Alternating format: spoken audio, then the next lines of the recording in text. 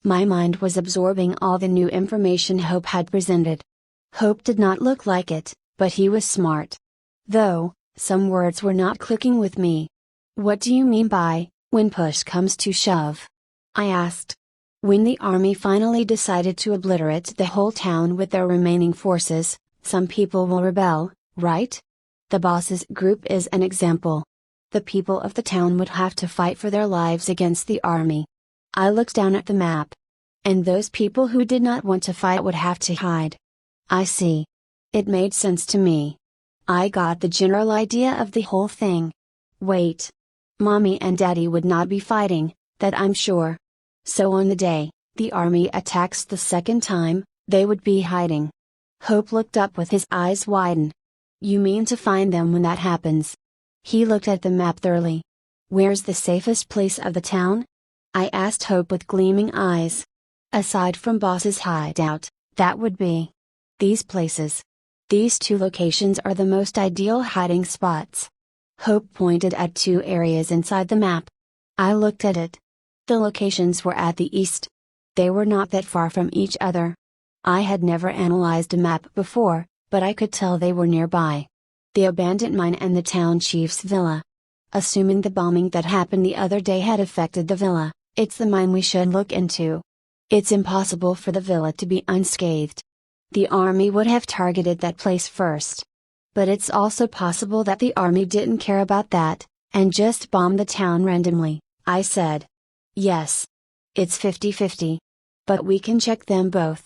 The abandoned mine is near the villa, separated by a small cliff. I'm leaning towards the mine. The army's patrol should have caught wind of the villa and checked it out by now. But, if that didn't happen, which is very unlikely, it's the place where most people would be going. They would want the chief to put them under his wings. The villa is huge after all, and it's at the farthest part of the town. That's true. Then, we'll be checking the mine first, right? Yeah. When will we be going? Right now. It's about night time.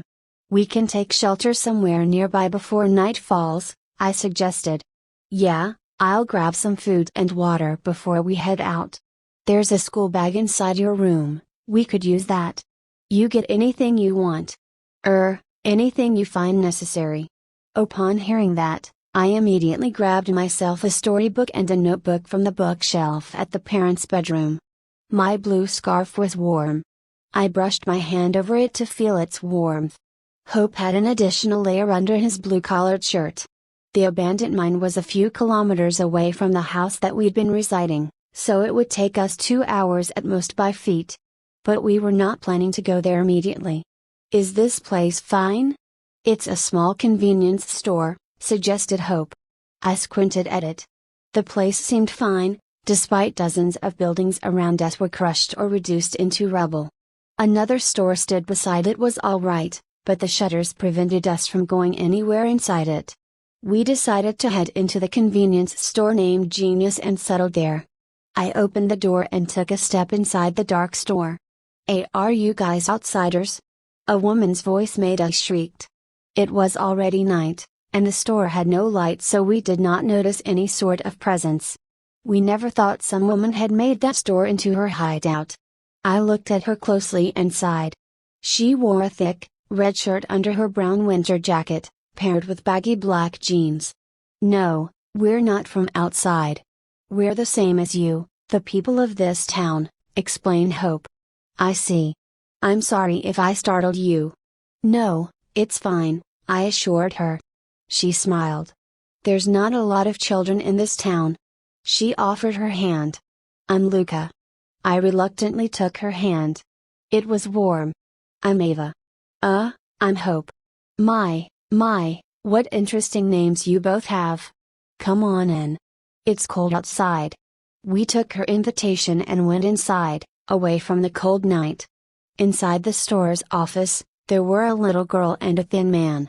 I assumed they were the woman's family. A huge lantern that was placed on the floor brightened up the room. "Let me introduce you. She's my daughter Alice. And he's my husband." Luke looked over them, assuring we were no threat to their safety. The husband stood up and we introduced each other. Apparently, His name was Jack and the little girl was 9 years old. She wore thick clothes, all gray. The father wore the same attire as Alice and the entire family had the same hair color of black. "We promise we won't bother you. We're just sleeping here for tonight. Tomorrow morning, we will not be here anymore," said Hope. "Ah, I see. Make yourself comfortable." Jack gave each of us a candy stick. I had the red one while Hope got the green one. Ugh, this stick reminded me of Beatrice. Hope glanced at me. "It's green. Same as her hair color. Want to trade?" "Of course. Gladly." Hope ate half of the red candy stick and grimaced. "It's sour. This green one is sweet." I ate a piece of it before putting it away in my oversized black jacket's right pocket. The little girl, Alice, had not said a word. She hid behind his father, Jack. Jack stared at my jacket. "Isn't that jacket, and your pink dress too big for you?" he asked. "It's not mine, mister. I borrowed it." "I see." We were all sitting on the floor gazing at the lantern, our only source of light. Looking at the family, I remembered the time I had dinner with Mommy and Daddy. We were happy, although all we had were potatoes. It was the same thing every day, yet they never complained. I was glad to spend the time with them. I hoped they were safe somewhere out there. "You're the owner of this store?" Hope asked. "No, we're not. We were using this place as it is," replied Jack. "This Beatrice girl," said Luca suddenly. Hope and I paid our attention to her. "What's her last name? Is it Garcia?" I looked at Hope. He just shook his head at Luca's question. I wanted to answer, but I only knew Beatrice, as in, her first name. My heart was telling me that Hope lied to Luca. He knew that was Beatrice's last name, but he kept quiet. What about Beatrice? You knew someone with that name?" I said. "I know a certain Beatrice Garcia. She's my first daughter." Hope's half-eaten red stick fell to the floor. I gasped. Jack and Alice looked down after Luca said that. It was as if they had lost her a long time ago. Just out of curiosity, is your full name Hope Dalmatius?" Luca asked even further. Hope picked the red stick up and shrugged. He threw it inside a bin near the office's door. "Nope. Don't know any Hope Dalmatius. My full name is Hope Perceval." "Yes." He nodded at his own lie. He clearly made that up on the spot. Why Hope lied about his name? I thought. "I'm sorry. I have mistaken you for someone else." Luca then narrowed her eyes at the lantern. "Can I tell you a story?" Hope and I looked at each other before we shifted our positions to listen to Luca. "My Beatrice, she was a kind girl." Hope coughed loudly. "Sorry, ma'am. Please continue." "Although, she was a bit abrasive. She also likes to help people. When she's 13, she got caught in a fight with some teenage boys around our neighborhood because they were bullying another kid.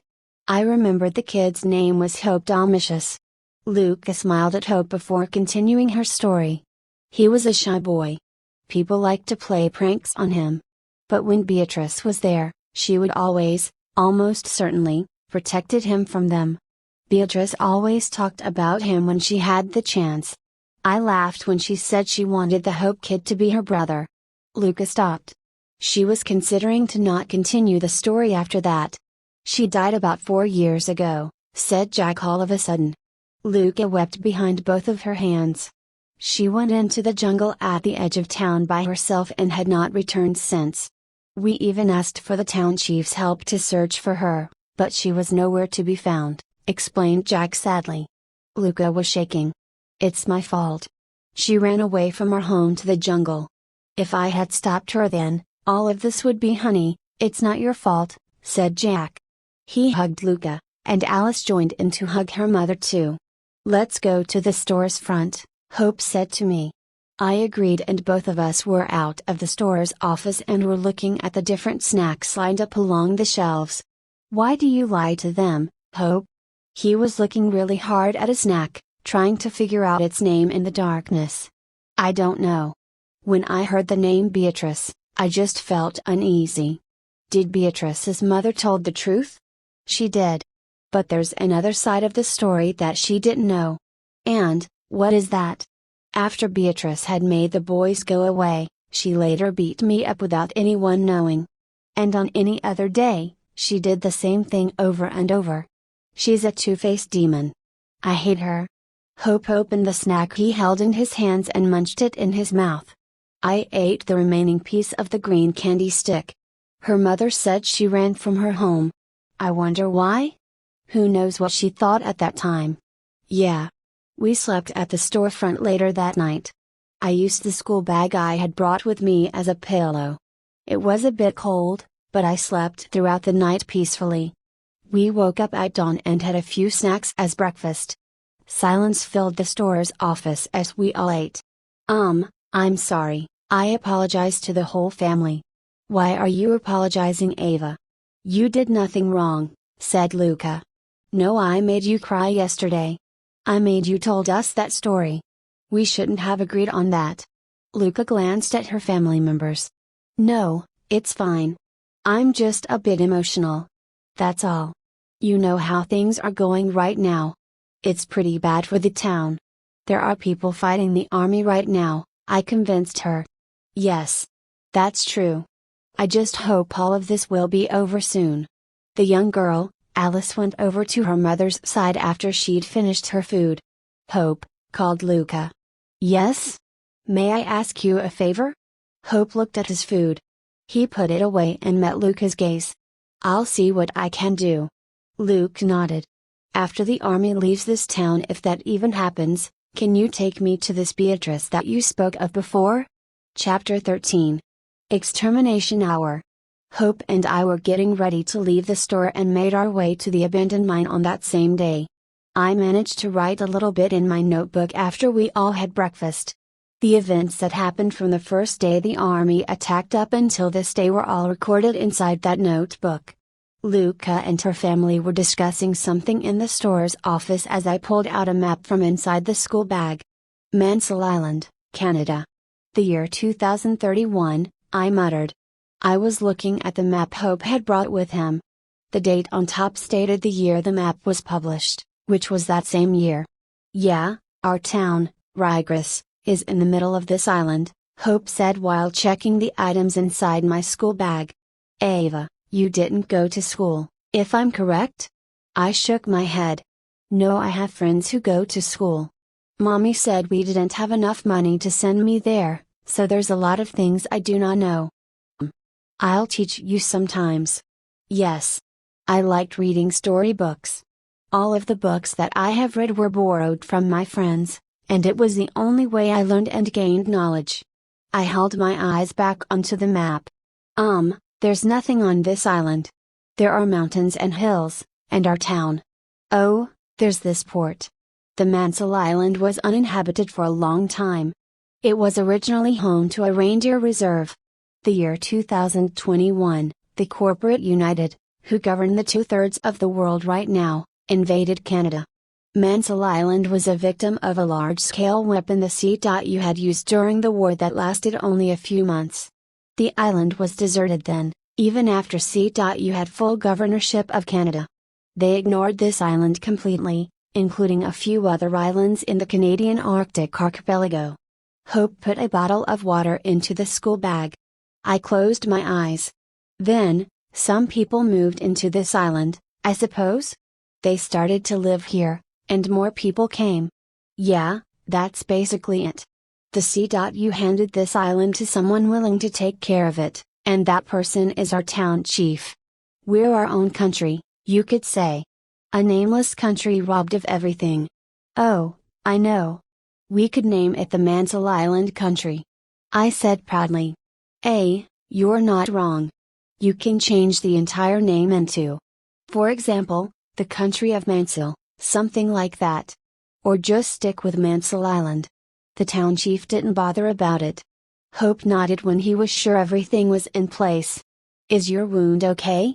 I asked out of concern. It's fine. If I move it abruptly, it would hurt a bit. Other than that, it's okay. I breathed a sigh of relief.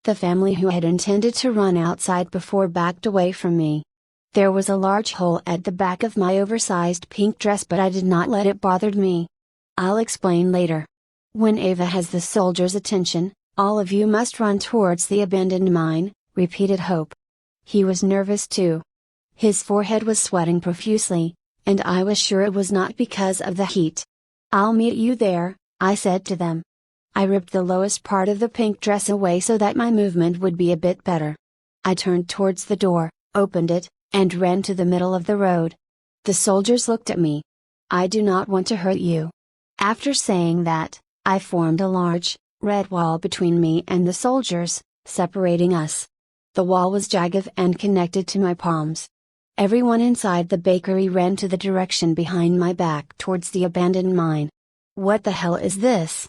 One of the soldiers from the other side of the wall shouted. They were shooting at it with their rifles, and as I expected, the bullets were barely scratching the wall. I had to wait for 5 minutes to ensure that all of them managed to arrive at the mine in time. I counted the time passed in my head. 5 minutes. I still heard voices on the other side. With one deep breath, I liquefied the red wall to seep back into my palms and ran to the abandoned mine by myself as fast as I could. A red shield from my back protected me from the soldiers' assault. I turned a corner, and the main road would be a straight path to a hill where the mine was at. But I stopped moving. My eyes could not believe what it had beheld. The two families that joined me and Hope before were lying on the ground with blood on their bodies. Hope had a pistol with him as he hid behind a rubble. He shot one of the soldiers, cornering them. Luca's family was hiding in an alley amidst the chaos. A military jeep had a mounted gun on it where a soldier using it was aiming at Luca. The jungle was just right in front of us next to the road, and after that, going uphill would lead us to the abandoned mine. The situation had gone terribly wrong. Glimpses of dead soldiers invaded my head when I saw the dead family members. My vision was flickering ferociously and everything around me was a blur under the streaking heat. Without me realizing, I had directed 5 long, crescent blades extended from my arms to slice 5 individual soldiers in half. The remaining soldiers had their eyes on me, and I felt anger and hatred. Don't look at me, I thought. My blades moved by itself and sliced all of them too. It was in a blink of an eye. I turned my eyes toward the alley where a scream caught my attention. The daughter, Alice, went out of her hiding and ran across the street. Wait! Shouted Hope. He ran towards Alice and grabbed her. She was crying. The soldier on the mounted gun had his aim on both of them and he smiled. But what he did not realize, was that 3 of my crescent blades were behind him, and it sliced him up into 3 different parts. The driver of the jeep was screaming as he ran for his life. Alice! The father, Jack, ran to his daughter. He hugged her and looked at me. I don't know what you are, but thank you, from the bottom of my heart, said Jack. My chest felt warm upon hearing those words, the words of someone thanking me, and felt grateful at the same time. Hope sheathed his pistol. He turned his eyes to me and gasped. Ava! I was shot from the back. It was the soldiers from before, at the bakery, that had caught up with me. Alice cried when I fell to the ground. I bit my lip at the pain as I tried to hold my mouth from deliberately screaming. It was all too familiar. After being shot multiple times during the days before, I thought I had gotten used to that specific pain, but I did not. I finally screamed and clenched my fist from the pain from my gunshot wounds. Jack was shot too and he stumbled. Papa! Shouted Alice, her cheeks were wet from her ever-flowing tears. Get them out of here, I said to Hope. My wound healed instantly, and the bullets were puked out from my body when it occurred. I held my breath for a moment. I supported myself with one leg and killed the soldiers behind me with my spikes that protruded from my back. Pain shot up and hit me like a truck from that action. The soldiers' bodies were split into 2, their blood poured onto the road violently. I was forced to kill. I had to. That thought kept me from almost breaking down. Hope was carrying the wounded Jack to the alley where Luca had hidden from view. Jack was still alive and breathing when I saw him, but his chest was bleeding profusely, so it was hard to think positive about his condition. I winced thinking about what would happen. I heard screams and shouts down the road we were at, and my body turned to face them. Groups of people were running away from something. My body moved on its own accord, and so I rushed to their side. They ran past me when I saw the things that were chasing them. I almost gave up, my legs refused to help me stand. I dropped to my knee at the sight. There was a multitude of soldiers in black gears and 7 military jeeps with mounted guns. In the sky, I saw 3 black jets approaching the town square, dropping bombs along the way. The explosions shook the ground beneath me. Behind the multitude of soldiers were 3 military tanks and 1 tank that I had never seen before. It was red in color and distinctively larger than the other tanks. A man had his upper body emerging from the tank's hatch. I remembered clearly who that man was when I saw his face. It was the general of the army, the one who had ordered one of his men to shoot me during the first day of their attack. Chapter 14. The Great Corporate United. Kill anyone who dares to raise their weapons against us. They're nothing but specks of dust in the eyes of our mighty Great Corporate United, shouted the general. His voice echoed throughout that area, and the marching soldiers who heard him replied, "All hail our Great Corporate United! All live the Supreme Leader! Bow before him, behold his supremacy!" Those soldiers chanted in unison as they swarmed the area. No doubt, the soldiers would notice our group if we stayed there. "Ava!" called Hope in an alley. I snapped out of my trance. My legs ran as fast as it could to where Hope is hiding. When I arrived, the sight was not anywhere close to pleasant. It was horrid. Jack was lying down and breathing heavily as he had one hand on top of his chest. His blood kept flowing, staining his gray coat. And there was Hope putting both of his hands on top of Jack's chest and pushed it a few times. "Papa!" cried Alice. She kept tugging at her father's bloodied coat while Luca was panicking. "Mrs. Garcia, you have a first aid kit in your bag, right?" asked Hope impatiently. "Why, yes." Luca pulled out a small white case from her bag and handed it to Hope. "I don't have any knowledge in this sort of thing. Please save my husband," begged Luca. Hope ripped Jack's shirt off and grimaced. 3 gunshot wounds marked Jack's chest. Hope shook his head slowly at the sight. He then proceeded to apply the bandage off on top of Jack's wound, but Jack was losing consciousness as the time passed by. Hope then continued applying pressure to the gunshot wound, but he shook his head every time Jack's eyes flicker. I don't want to say this ever to anyone. But Luca grabbed Hope's shoulder. "No. Please save him. There must be a way." He narrowed his eyes at Luca. He kept denying any possibility of saving Jack at that point. "Even if I bandaged your husband's wound, ma'am, unless I pulled out the bullets inside him, it would amount to nothing. He has lost a lot of blood. His heart and lungs were punctured due to the bullets." Hope looked away from Luca. "No."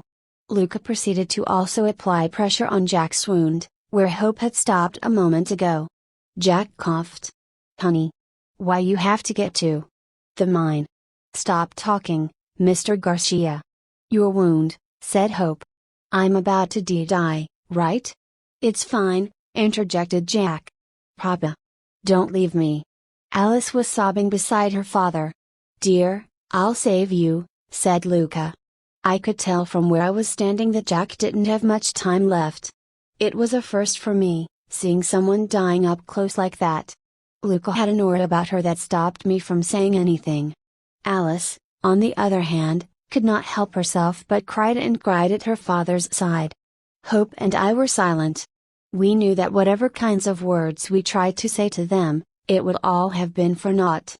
Say my regards, to Beatrice. Tell her I love her. Alice, I love you, and you too, honey.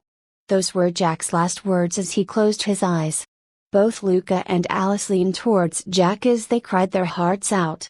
Even though the screams and noise down the road were deafening, all I could hear right then and there were Luca's and Alice's voices. Their voices were the sounds of someone regretting and wishing the other one's return from his or her permanent departure. A streak of tears flowed from my eyes and I rubbed them immediately.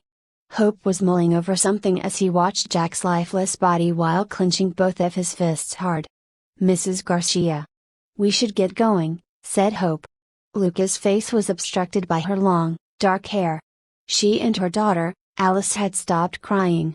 "I knew you lied about Beatrice, Hope Domitius," said Luca. "I'm sorry." Luca stood up and grabbed Alice's arm. "Mama. How about Papa? Alice dear, we have to get to safety first." Luca's voice was soft. My eyes widened at her sudden change of demeanor. All of us walked briskly out of the alley when gunshots caught our attention. Dozens of soldiers were shooting at the civilians running away, joined in by 2 military jeeps and the red tank. The general watched over us from his tank, half of his face was shadowed by his black military hat. My, I was waiting for you to come out. That little girl who was supposed to dead caught my eyes, fortunately. It would be boring if I was chasing you into that alley, isn't it? Don't worry, I've got a lot of spare time before this place is destroyed," said the general. He looked at his watch. In the evening, this town would be gone. Luca walked towards the soldiers aiming at her. She trotted over the numerous dead bodies around her and glared at the general. "Mama!" shouted Alice. Hope had grabbed her arm in advance. The general gestured to the soldiers to not fire. "You killed my husband," said Luca. The general grinned at her statement. "Oh? My deepest condolences to you, ma'am. I promise you I'll have my men bury him after our work is done." Then again, would he still be there? "The bombs that my jets have with them are quite powerful. I'm just afraid I might not even find your husband's body after all of this." The soldiers laughed, and some were crouching on the ground while holding their stomachs. "Hope, the general's right there. I could know, Ava. This feels off for some reason. Trust me, Hope. You must get Luca and Alice to the mine," I said. Hope took a deep breath. "But Mrs. Garcia doesn't seem to be budging anytime soon." "But, I can get Alice to the mine first. Her mother will have to come later if she's in that state." "That's true." I stared at Luca from my spot. "You're a monster. All of you are. You kill innocent people," shouted Luca. The general sighed. "Well, isn't that obvious by now, woman? This town is nothing but a stepping stone for the great corporate United. His Supremacy hopes that one day, the world will be united by him, preventing any needless bloodshed. All of us have been doing the same thing for years and years. But that's just selfish. How can you take the lives of these people? Do you have no regards for human lives?" The general pounded his fist onto the red tank's hull. "All of us had bloodied our hands in the previous conflicts. We fight, we kill, we conquer. Under the order of His Supremacy, we eliminated and absorbed countless nations, countries, islands, into the great corporate United. In the end, we're just following orders." The general closed his eyes for a moment and then looked at me. "That girl is an Aegis user. I'm an idiot for not realizing that." He pointed at me. "She's not my top priority, considering the higher-ups had long given up on her. But she would be a great gift for His Supremacy nonetheless. And that squad would be happy to have another member." "What is this squad he spoke of? Another member?" I thought. "Why are you telling me all this?" said Luca. "Nothing, really. You guys are about to die, so it doesn't matter. Oh, and I'm taking back that girl." The general raised his hand and the soldiers redirected their aim towards Luca and me. I nodded at Hope before he carried Alice in his arms and dashed to the jungle behind us. "Take aim. Fire." My red dome protected both me and Luca from the streams of bullets and deflected off it in time. "What's this?" muttered Luca. "It's a weapon." I walked over to Luca, the large dome changed its shape as I moved. "Oh. So this is what you've been keeping from us, Ava," said Luca. "I'm sorry. I also didn't know how and why this weapon is inside me, to begin with." I adjusted my scarf and pulled my braid over my shoulder. There's a lot of things I didn't know. That's why Hope and I agreed to keep this a secret. We're afraid of how you would react, or if you even believed us. The dome was shaking violently for a few moments, but it was intact. In fact, it did not seem to be in any way damaged. "It's the tank," I muttered absently. Luca met my eyes. "Let's go to the mine. Right now, Alice is what matters to me the most. You protected her before, so I won't question you. And, thank you." I felt her gaze seeing through me. There were still traces of tears along with her cheeks, however, Luca was back to her usual self. I nodded. "Stay beside me." The dome moved along with us. We headed towards the direction leading to the jungle. Looking the ground beneath, we were heading uphill to the mine. Crash! A huge impact made us drop ourselves on the ground. "What's that?" inquired Luca. Curiosity overcame me and I retracted the dome into my back. We were quite deep inside the jungle. The soldiers were far lesser than before, where there were only a few of them left. The red tank suffered damage to its hull, but it was not that bad. The general himself seemed shocked and immediately ducked back inside the tank's hatch, moving a bit farther backward. It was Grandpa's group, Freya. A few trucks were loaded with the people that I knew from the group. There was Grandpa coming out of one of the trucks wearing a black robe. Inkild followed behind him afterward. All of the members were equipped with rifles similar to that of the soldiers. I looked at Luca, somehow smiling at her. "It's Grandpa's group." A moment of realization hit me. Why am I happy about that? I thought. With no time to waste, Luca and I went into the jungle and hid behind the bushes. "Aren't you going to the mine?" I asked Luca. "I want to see the people who dare to go against that whole army fight," replied Luca. A truck arrived there later than the others before it halted. Two familiar figures stepped out of the truck. It was Jeremy and Beatrice. Chapter 15. Loyal soldier enters the fray. Kill all of them. The general's voice was amplified, echoing throughout the area. The few soldiers left were scrambling to form a V pattern around the general's tank.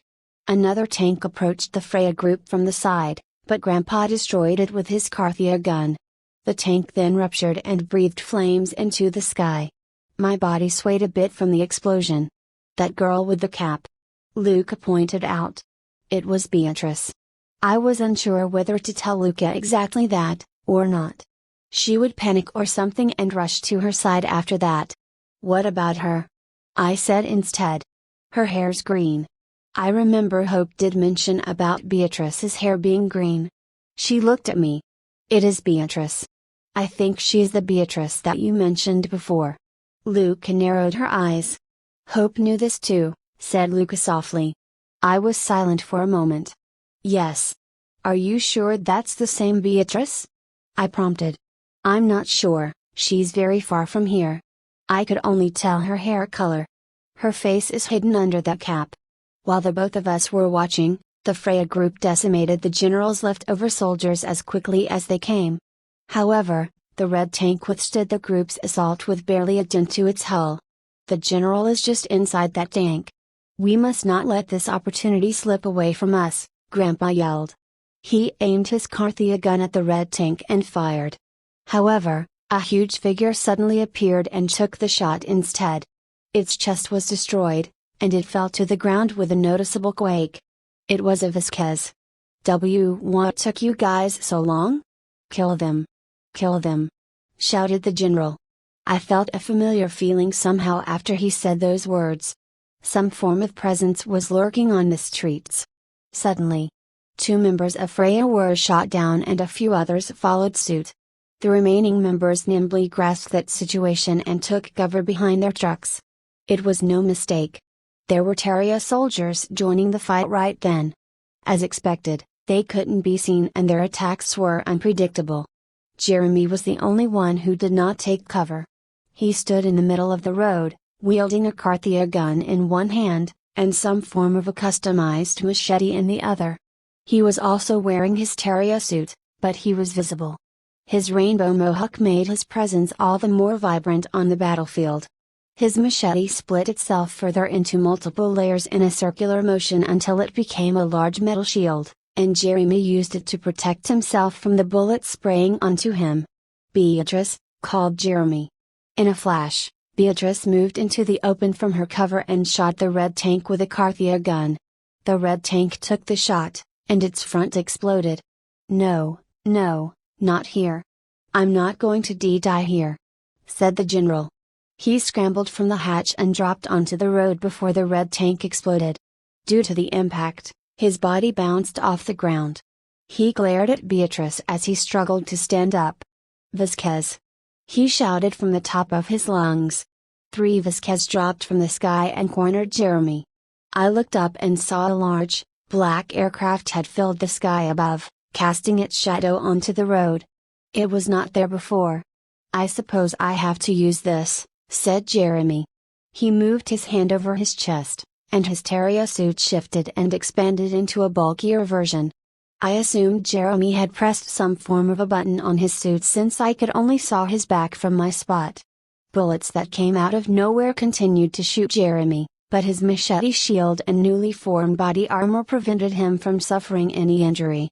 2 sleek, metal fragments popped out from his shoulders and assembled itself to form a protective mask over his face. Beatrice was long gone after she had shot the tank when I cast a glance at her previous spot. She could have used her own Hysteria suit to become invisible. What happened to his suit? Questioned Luca. I don't know.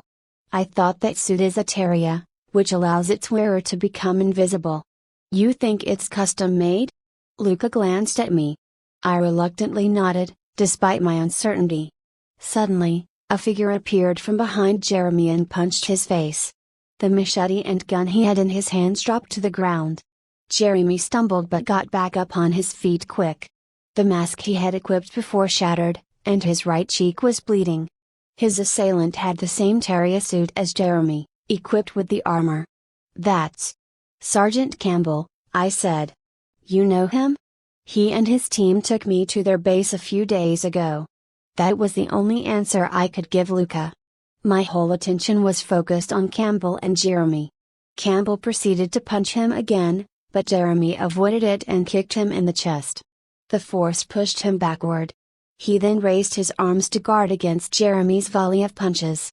Those punches of his were fast, too fast for my eyes to follow. Pieces of armor slowly came off from Campbell's arms as he took Jeremy's attack head on.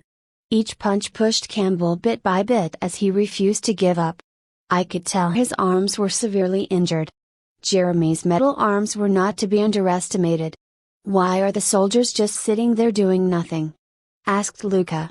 Perhaps because of Campbell. And I don't think their guns work on the armor. Jeremy pounded his right fist to Campbell's side and did a kick to his head. Sergeant, shouted one of the invisible soldiers. No, I'm fine. You guys take care of the other rebels, said Campbell. He wiped a streak of blood coming out of his mouth and rubbed his spiky, dark hair. You're tough, mumbled Campbell. One of the 3 Vasquez started to move, raising his fist towards Jeremy. Sorry, Sergeant. I'll join your fight. Jeremy dodged it, but another Vasquez kicked him from the back, sending his body crashing into a concrete building. From the corner of my eye, a member of Fran fired a missile from a launcher he shouldered and it hit that same Vasquez. His body stumbled but he got to his knee. Another missile was launched from a different person, however, it was directed towards the black aircraft hovering over us. It exploded upon impact. The aircraft spun down to the ground and crashed not too far from the battlefield, causing a very mild earthquake throughout the area. They're winning, said Luca. I don't know. I wanted to help grandfather's group, but it was only due to the urge to help people. I hated him, although the members of his group were slowly getting killed by the Hysteria soldiers as the time passed. The person launching the missile from before fell to the ground as bullets struck his body. Instantly, I remembered the first time I activated Aegis, where my spikes pierced the invisible Hysteria soldiers on its own without me doing anything. Luca, get back to the mine, I said. Wait, where are you going? I came out of the bushes and whipped a long, red blade from my right arm. A few of members of Freya had fixated their eyes on me. Ava? Exclaimed Beatrice. I hope this works, I thought. I stood in the center of all the fighting, literally exposing myself to the invisible Hysteria soldiers. I know you're there. Shoot me. I shouted. Back then in the Army's base, my only thought was to keep living, in order to search for Mommy and Daddy. It was a feeling of not wanting to die. And so, I focused solely on that one thought, repeating it over and over in my mind. In a blink of an eye, numerous icicle-like objects emerged from my back and pierced through the area in every direction. A moment later, about 8 soldiers appeared from thin air, their bodies were hanging far up in the sky. My red icicles clearly went through their stomachs and I winced. It was the same as before. The urge to defend myself guided the Aegis to protect me at all cost, and my assumption of it being able to move by itself was proven. Everyone was looking at me. The Aegis kid. The one who had escaped, said a Vasquez that went behind me. He raised his leg and stomped, only to be blocked by my red shield from my right arm. The familiar pain shot up again. Creating 2 different objects appeared to have a toll on me. You kill innocent people. I don't like you, I growled. Chapter 16. Ava's Awakening.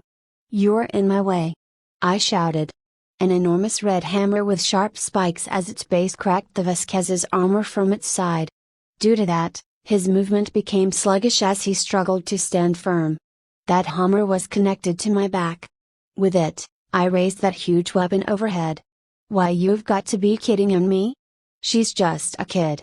To be able to use the Aegis almost on par with the other users is unfathomable, said the Vasquez. He took a few large steps away from me.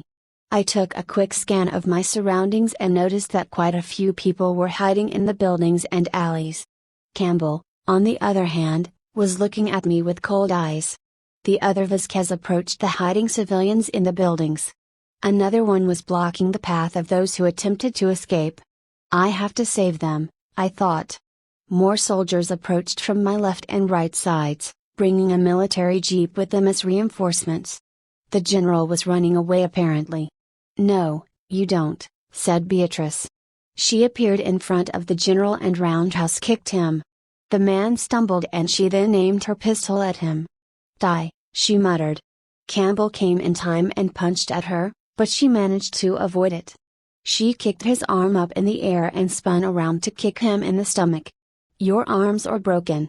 You would have got me just now if it's not battered, said Beatrice. Campbell tried to turn invisible by pressing a button at the left of his chest, but it did not work. Don't get cocky, miss, said Campbell. In just a second, Beatrice was kicked hard at the side of her head and stumbled to her knee. You still got a long way ahead of you. Beatrice put her hat back and glared at Campbell. I don't think you understand what's going on right now, do you? Said Beatrice. The few soldiers that came as reinforcements started to shoot at their other comrades. Campbell was bewildered. What in the world? They're shooting at Beatrice and Jeremy both punched him in the face, and he fell unconscious. I did not even realize Jeremy was just beside Campbell at that moment. He moved way too fast. I realized the protection mask that Campbell was wearing had shattered, exposing his face. Don't you know as a soldier, you have to keep your eyes on the enemy? Shame, said Beatrice. Jeremy was caressing his back and grimaced. Beatrice looked concerned. You should have Jessica check on you. She's inside that truck. She pointed at a red truck at her right. I have a few body enhancements. It's fine, said Jeremy. Ugh. You yourself should know how much your body can handle. The general. Get him. Indeed, the general was on his feet running. The sergeant is not that weak, said Vasquez. He proceeded to stomp Beatrice, but I saved her by sending my spikes at him. He lost his balance and dropped to one knee. Jeremy looked at me while dodging a kick from another Vasquez. Those 2 rebels were occupied with each Vasquez units. The first Vasquez that I had fought launched a beam at one of the alleys, and I heard screams. No. Stop. I exclaimed. I directed a corded crescent blade from my back at him, cutting his right arm off. His beam assault stopped. You little I cut his other arm before he could finish his sentence. He tried to maintain his balance but I cut his body in half. Monster. The civilians were looking at me, backing away and eventually ran. I turned my head over towards Beatrice. It appeared that the other rebels were fighting against the incoming reinforcements in vain. They kept popping out from everywhere, military jeeps and soldiers alike. Beatrice was holding up against a Vasquez quite well, but it didn't seem she would last long. Fortunately for Jeremy, he'd managed to disable the one that he was fighting. I caught sight of Campbell as he stood up slowly. His arms flailed around, clearly broken and misshapen. "Don't mess with a soldier, you rebel. This custom Terrier suit is better than you think," he said. Two small turrets popped out from his shoulders, aiming at Jeremy. Narrow beams were fired from it, but Jeremy evaded it. However, one of the beams grazed his left hand, and he was forced to retreat inside a building. Campbell followed him quickly. I wanted to help Jeremy, but I stopped when deafening screams pulled my attention towards it. Civilians were being murdered, and a few Freya members were also getting killed. Enkild and Grandfather were holding up well on the other hand. "I have to save them." "Stop," I said. The traitorous soldiers were overwhelmed. From where I stood, the Freya members didn't have the strength to take care of the remaining soldiers. Two tanks grinding against the road aimed their main guns at me. A red shield from my back protected me from its projectiles just in time. "That's too loud," I muttered as my hands clasped both of my ears. The tanks kept firing at the red shield, rendering my hearing almost useless in that situation. Soldiers in black were pouring out of military jeeps and started to shoot at nearby civilians. Even those who ran away were chased by them using a truck and got killed mercilessly. "Stop!" I yelled. I watched as the people were mercilessly killed, and my tears fell. "No! Stop!" I tried to move a step, but the tanks fired their machine guns relentlessly at my shield. "No, don't do this!" There, one by one, the civilians' bodies dropped, and their blood splattered everywhere on the road. Why are they doing this? They're killing innocent people. Why? Those thoughts filled my head as time slowly passed by. I did not know what to do. If I attempted to form a weapon, my shield would dissolve and there would be nothing to protect me. If I was shot, it would take some time for my body to regenerate. More people would be killed if I let that happen. My vision blurred as a wrenching headache struck me. Salty tears poured of my eyes, preventing my mind from wrapping up the situation clearly. "Stop! Stop! Don't kill them!" I caught a slight glimpse of my shield changing its color. It had turned crimson. To me, it didn't matter at that time. Innocent people needed my help. I was there, capable of reaching and protecting them. I needed to. Stop! Stop! A painful phantom sensation of my heart being pulled out of my chest overwhelmed me. I felt my eyes bleeding, and my shield changing its shape. My left eye was blind after that. Without me doing anything, the shield reshaped itself into a large, deformed crimson scythe. Layered crimson crystals broke out from every inch of my arms and neck. Quickly, fragments of it sprang into action like snakes to protect me from the tank's machine guns like mini shields. The scythe I'd somehow formed was as large as a regular truck. It was connected to my back. Slowly, it raised itself up high and plummeted fast onto one of those two tanks. Its hull ruptured from the impact and exploded after a few moments. That same scythe raised itself up again and did the same thing to the other tank, completely destroying it. Everyone there had their eyes on that irregular object. I grimaced when crimson crystals started to form on top of my skin, covering the left side of my body in whole. The formation of the scythe caused a sharp pain to stab at my back, as the fragments of crimson crystals obscuring my vision. It appeared to me that they were attracted to the bullets, eventually deflecting it away from my body. I found myself gasping for air. The continuous, sharp pain was clawing at me, inside out. Tears of blood stained my pink dress. I looked at one of the fragments to see my reflection and saw what my face looked like. My heart wrenched from the revelation. Crimson crystals had covered half of my face, specifically my left side. It was no wonder that my left eye was blind. However, what stood out to me more than that was the color of it. The whites were no longer white. It was as black as the darkest night. My brown irises were gone. I could only see the color of red that mimicked any purest crystal imaginable. It was too red that it radiated soft, red lights. What am I? I thought at that moment. It was obvious from that point onward. I was a monster, physically and mentally. Chapter 17. One-sided massacre. The bullets couldn't pierce my crimson fragments as it shielded me from them swiftly. What is that monster? Those soldiers of the great corporate United were confused. They had turned to attack me rather than the civilians, but some chose to run away instead. My giant scythe took a cleaving position midair. It wanted to cut all of them in one huge swing. No, I don't want to die here. Or run. One of the soldiers in black gears exclaimed. It was ironic for them to say that. They killed people, but they themselves didn't prepare to die. It was a contradiction. Still, their time had come. My scythe swung itself and their bodies were cut in halves, limbs sent flying everywhere. To my surprise, it avoided striking the lingering civilians and FRA members. A few soldiers ended up unharmed because of it too. The intimidating scythe hanging in the air was enough to make them all scared. Pull me back. Pull back. The jeeps drove away from the battlefield, with what few soldiers left ran for their safety. The pain that I was feeling somehow became more tolerable. Even so, the pain was tremendous and it wrenched my heart as time passed. My attempt to form two different objects in the days before ended up in failure, and as a side effect, my body was struck with immense pain. But in that particular situation, the scythe and the crystal fragments protecting me did not lose its forms. It stayed in its place solidly. I realized that I was not gasping for air anymore. The Vasquez that fought Jeremy before had shifted his attention towards me. I could not help but grin at him. I quickly shook my head upon noticing that. What is happening to me? I thought.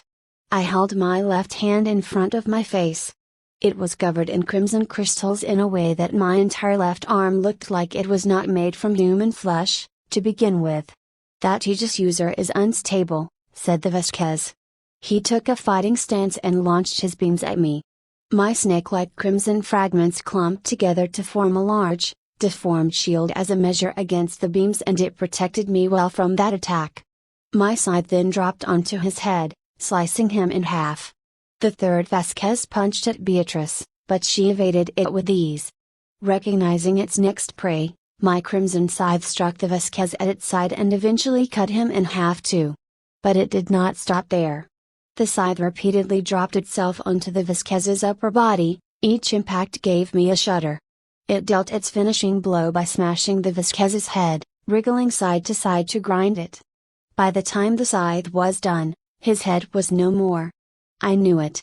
You're a monster. A monster created by the C.U, said Beatrice. She was glaring at me. How can you say that?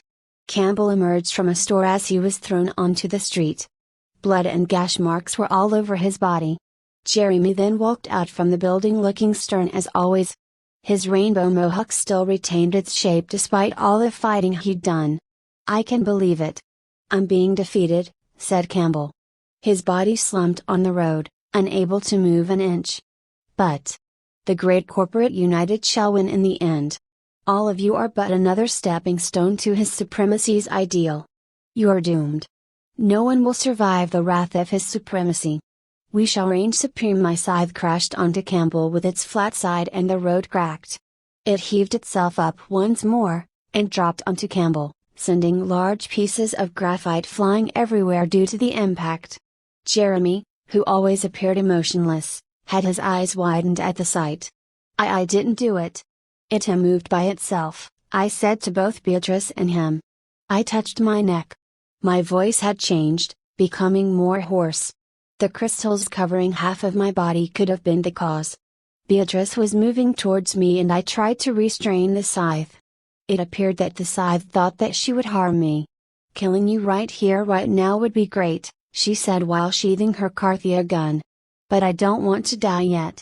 That thing right there seems to be out of control. I took a few steps towards her, and she backed away. No, help me, I said. The red tears kept flowing out of my eyes. Help yourself. She and Jeremy immediately rushed into the back of one of their trucks. I could see Grandpa and Ann killed at the driver's seats. Grandpa looked at me sympathetically. It appears I'm not wrong after all. I tried to end your suffering, but you made it worse. He shook his head and the truck drove down the road. All the other Freya members followed in their own trucks. I noticed that the general was missing, and then it struck me. The fight was over, with only a few civilians staring at me, frightened. Go away. I kept repeating that same thought for a minute or so. My protective crimson fragments seeped back into me in liquid form after that. The scythe, however, was not budging, and the crimson crystals covering my half still remained there. Go away. I snapped. The people staring at me screamed as they ran for their lives, leaving me alone. Go away. Go away. Please. Go away. My right eye that was shedding tears of blood ceased to do so. The scythe finally responded to me and entered my back in liquid form. In just a few minutes, the pain was gone. I breathed heavily, trying to grasp everything that had happened. My eyes refused to look at Campbell, and that horrid sight of the bloodied streets. My eyes are still black, I thought. My crystallized left side remained, but I ignored it since I didn't feel any discomfort whatsoever. One way or another, it was just there merely for display. I walked back to the alley where Jack's body had resided and proceeded to summon a huge gauntlet from my left arm. It was crimson, but what surprised me was the gauntlet itself. It had a sleek, smooth surface, gleaming in pale red. It's beautiful. I never thought I would ever say that. The large gauntlet grabbed Jack's body gently, and I moved deep into the jungle. Luca was nowhere to be seen, so I assumed she was already at the mine. I formed another gauntlet from my other arm and clawed at the soil. Surprisingly, forming two objects simultaneously had no toll on my body at that time. A large hole in the ground was made after a few minutes, and I put Jack inside there. I did not know how to bury a body as the adults would do, but I was sure that was the basics of it. My gauntlets dumped enough soil on top of Jack's grave. This should be enough. I then broke a small piece from one gauntlet and placed the shard at that clump of soil. It should mark the grave well. I started to walk away from it. My head turned around to see it one last time before heading to the abandoned mine uphill. Chapter 18. The Abandoned Mine. Ava. Hope rushed to me from inside the mine. It was already evening by the time I arrived. I intentionally took a longer route to reach there, anxious about what the others would think about my appearance. What happened to you? I looked up and saw Hope's confused face. It's hard to explain, I replied. Your voice too. You sound like you're sick or something. See, come inside the mine first. You can't tell everything that happened there. We went inside the mine. Sadly, only 4 of us were there. Hope said that no one was in the mine when he arrived. The inside of the mine was lit by torches lining up the walls. I told Hope what happened, starting from when Grandpa's group, Freya, intervened until when my aegis went out of control. I also told Luca about me burying Jack and she thanked me. The 4 of us were sitting in a circle. Hope tapped at his hand and took a quick breath. I think your aegis responded to your desire to help those innocent people, using any means necessary. It resonated and integrated itself further inside you. Basically, it took over a part of your body permanently for you to achieve that level of mastery, using aegis, he explained. So, this crystal. I showed him my left arm. And my eyes. I then looked at his eyes. Was a side effect for the aegis to be that powerful? Hope nodded. He was certain of his conclusion. I believe so. But there's still so much more we don't know about aegis. If only we have someone from the CU who knew about this. Hope pondered about the possibility. So I'm stuck like this forever? I asked. Perhaps. Or it could be reversible, I'm not sure.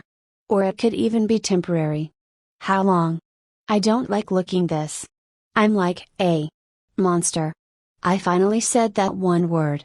I'm sorry, Ava. If only I could help you better. I raised my hands. No, don't be sorry. You don't know anything about it, after all.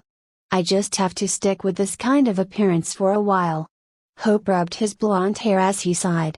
One thing I'm sure is that the weapon inside you, Aegis, is somewhat sentient. Meaning it can think and act accordingly, however it wants to. For now, it seems to be prioritizing your safety. And of course, it will do what you want it to do at any given situation. Hope kept thinking, and I left him on his own. I looked at Luca as she held Alice in her arms that entire time. Looking at Alice's expression, my appearance seemed to make her scared of me. "We are safe here, right?" asked Luca. I nodded. The town square should have been destroyed by now, I think. You know, the Jets are going there a while ago. This mine is nowhere near the town, so it should be safe. Luca smiled. If that's the case, then I can rest easy. It's a pity the town had to be destroyed like that. And your voice is weird, Ava. I forced a smile. Luca was back to her usual self, so I did not want to ruin her moment. We have some food and water in my bag. It should last for a few days, she said. I noticed an odd thing coming from her. Are you not afraid of me? No, you're a good person, Ava. You protected Alice and me back then. That alone should be enough for me to trust you. Luca gave a weak smile. Oh, I see. But I look like this. It's quite scary even for me. I raised my left arm and opened my eyes wide. Alice reacted to it in a bad way as she buried her face in Luca's winter jacket. You may look like that, but you're not a monster on the inside. Your left eye is covered by that thing. Can you see with it? Said Luca. No, I can't. My left eye is now blind. I was scared a while ago, but all I can think of before I came here was to get to the mine quick. I nodded at my own statement. But now I think about it, I'm quite scared, actually. Don't worry. Alice and I will accompany you for the night. You're not alone, Ava. You have us, assured Luca. I could tell the effect of her husband's death still lingered inside her, but she kept trying to show everyone that she was fine. If I was her, I would do the same, I thought. How about you wear this jacket? It's Alice's. You must be cold. Luca handed me a red jacket and I took it. No need to worry. It's an extra I brought with me. I met Alice's gaze, and she immediately looked away. Thank you, I said to Luca. You're welcome. Vertical bar equals vertical bar. Hope held a torchlight and put it in my school bag. Where did you get that? I asked him. I found it in the woods on my way here. It still works, so that's a plus. Well, that's convenient. It sure is. I stared at the clear night sky. Just a few minutes ago, the Jets were bombing the town. After that, silence was the only thing we noticed. The army seemed to have stopped their assault. I wanted to check the villa over there, said Hope. Mommy and Daddy might be there. It's the only place we have our hopes on. But it's dark. Hope, you have that convenient torchlight. Yes, I know. But what if there is something out there? In the woods? You're scared. And no, I'm not. I opened my dark eyes wide. My bright red irises caught his attention and he looked at me. And no, stop. Your face is creepy, said Hope. But you're fine with me a few hours ago, I growled. It's dark right now. It's just plain scary, okay? If you don't want to go, just stay back with Luca and Alice. Mommy and Daddy might be waiting right now. Wait, no, but Hope's scared. If Ava's right in front, I might be able to handle it fine. Yeah. I squinted my eyes at him and he responded with an awkward smile.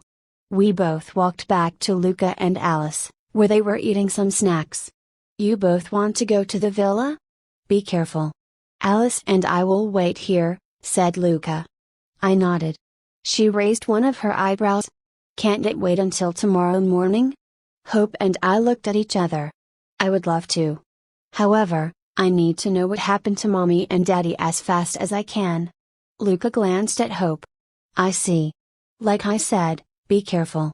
She gave an honest smile. And you, Hope. Don't you forget your promise. He puffed up his chest. Don't worry, ma'am. The resistance group should be heading to the army's base right now. After the army has been driven out of the town, I'll be sure to bring you to Beatrice." Luca giggled. "Good to know you're keeping your promise. I'll be waiting for you both to return safely." Hope picked up my school bag, and I put on the red jacket Luca had given me. "Mr. Hope, come back soon," said Alice. Her voice was soft. The 9-year-old Alice approached him and they hugged each other. "I will, and don't call me Mister." She then walked to me, looking hesitant. Ava. "Sis, be careful. Come back soon," she said quietly. I felt like I wanted to cry but I held it in. Alice, right then, was my own little sister for a moment. We hugged each other. She was holding on to me tight for some reason. "Goodbye, Luca," I said. Both Hope and I hugged her, and we waved them goodbye. We then wasted no time making our way to the town chief's villa. Vertical bar equals vertical bar. Whoa, I gasped. The huge villa filled my vision. It complemented its surrounding with the pale green color of its walls. Other than that, we were greeted with ominous silence. "You think the army has gotten to this place first?" asked Hope. He flashed his torchlight around the front lawn and gaped. "What?" I gulped at the sight. Piles and piles of bodies were scattered around. "The army did this?" I asked. Chapter 19. Aegis of the Innocent One. "I can't look at them. Let's just go inside," said Hope. He rushed to the villa's door with his flashlight. My eyes scanned the area quickly. Dead bodies were everywhere, and it appeared to me that they were murdered. It was too cruel. My feet shuffled as I went to Hope's side. The large wooden door of the villa had a lion doorbell in the middle. I'd never seen anything like it. "Mommy and Daddy. I'm sure they're not there among the dead." "But did you see them?" asked Hope. "No, I don't think so. At least, I hope." My heart was pounding at my chest loudly. I was uncertain of Mommy and Daddy's fates, and what kind of tragedy had befallen them. "I'm sure they're safe. Somewhere," assured Hope. I took a deep breath as he pushed the wooden doors open. Wind gushed in towards us, and we were greeted with a long hallway. "A red carpet," I said. "It's not every day you get to walk on a red carpet." Hope was trying to remain his usual self but his knees were trembling. I could not blame him since we were literally surrounded by dead bodies. "Mommy, Daddy, I'm coming for you." Both of us walked briskly across the hallway. "I don't know, Ava. Assuming that the people who took refuge were the ones killed outside, I don't think anyone's here." Hope was flashing his torchlight nervously around him. "That scenery at the lawn. It keeps getting at me. And you know what? This place is dark." We walked for about a few minutes before stumbling upon a trap of some sort. A flat yellow disc on the ground right in front of us suddenly discharged a tall spike upward. "That was close," said Hope. "I have a feeling someone is waiting for us ahead," I stated. The disc was yellow, which made it easier for us to see it coming. "Are they toying with us?" We continued to walk along the hallway cautiously. The same traps kept popping out and we avoided them. "There's something up there," said Hope. After he said those words, yellow icicles rained down from the dark ceiling. I formed a large, crimson gauntlet from my left arm and shielded us. The icicles bounced off my gauntlet. "Yellow icicles? That's odd," stated Hope. He proceeded to touch one of it. "Hope, don't touch them. It might be poisonous, or something like that. But I don't think that will happen." "What do you mean?" Hope held one of the yellow icicles close to my face. "It's probably Aegis." I gaped. "What? This piece has the same texture as yours." Hope touched the crimson crystals on my left arm. "And it has traces of blood inside." "Again, same as your Aegis, Ava." I couldn't believe what I heard. Another Aegis user, I thought. I was anxious to meet that person. At that same time, a chilly sensation crept into my heart. It was possible that other Aegis user would not cooperate whatsoever. "You're sure it's another Aegis user?" I asked Hope. "I think so. I just wish that whoever this person is, he or she is not hostile towards us. But this user created all these traps. We should avoid fighting this person. We don't know what this guy is capable of. I agreed with Hope. We didn't know how strong that other Aegis user was. Looking at the icicles, it seemed to be that his or her Aegis could have been separated from the user's body. I think that user is coming to us, I said. I could sense someone's presence slowly getting closer and closer to us. The crystals on my skin reacted to it, so it had to be that other user. My red irises had its soft light flickered, and my skin crawled. I'd never experienced those specific sensations until that point, and it grew stronger as time passed. Hope. Get behind me. A wave of yellow crystals filled the entire hallway in front of us and my gauntlet put it to stop. We both took a few steps away from it. What is this? Another user? In this place? Magnificent, said a man. He stood on top of the yellow crystals that were blocking our way. The man wore a strange yellow mask, which seemed to be made from his own Aegis. His mask looked similar to the soldier's gas mask, except for the two large horns protruding at the forehead area. Oh, you're the girl everyone was talking about. The 10-year-old Aegis user. Wait, aren't you too young to be one? What are the higher-ups thinking? Then again, we have that one person. He jumped and landed on the floor with a thud. His large, black robe swished as he walked. The clicking of his dark boots echoed throughout the hallway. I was scared. He had a very intimidating aura about him. Why, you are also an Aegis user, right? Correct, young miss. Oh, I'm Caesar. The wandering citizen of the underworld. He waved from his position. I'm Ava. Is he crazy? Whispered Hope. I hit him in the knee, and he backed away. Never heard of Ava before. A new recruit for that squad? That must mean you had figured my identity and come here to take me back, said Caesar. And no, I'm not one of them. I don't even know how I got this Aegis to begin with. Wait, what? You must be joking. The entire process of putting the Aegis into a person is very, very, very painful. I doubt anyone would just forget it as if nothing happened. No, I swear. But your face. Your body. Your Aegis must be quite unstable, young miss. And your eyes. Of course, the eyes. Well, Lily was also like you. She's one heck of a person to deal with. You know what is happening to my body? How can I fix it? It's quite hard. Young miss let that Aegis inside to be dominant in the first place, and it took control of the left side of your body. It had happened before. To overcome this predicament, you must have the surge, that passion, and the determination to control such Aegis. If young miss managed to achieve such the strength and willpower, I'm sure that Aegis can be used to its utmost potential without having to be the way it is now. I don't understand. What do you mean by all that? It's a part of your body, miss. That will of yours is the center, and the rest of your body is just a tool. Welp, enough chit-chat. You're trying to distract me, right? I shook my head. No, you got it all wrong. We're just trying to find my. Before I could finish what I wanted to say to him, Caesar lunged at me. Chapter 20. Golden Menace.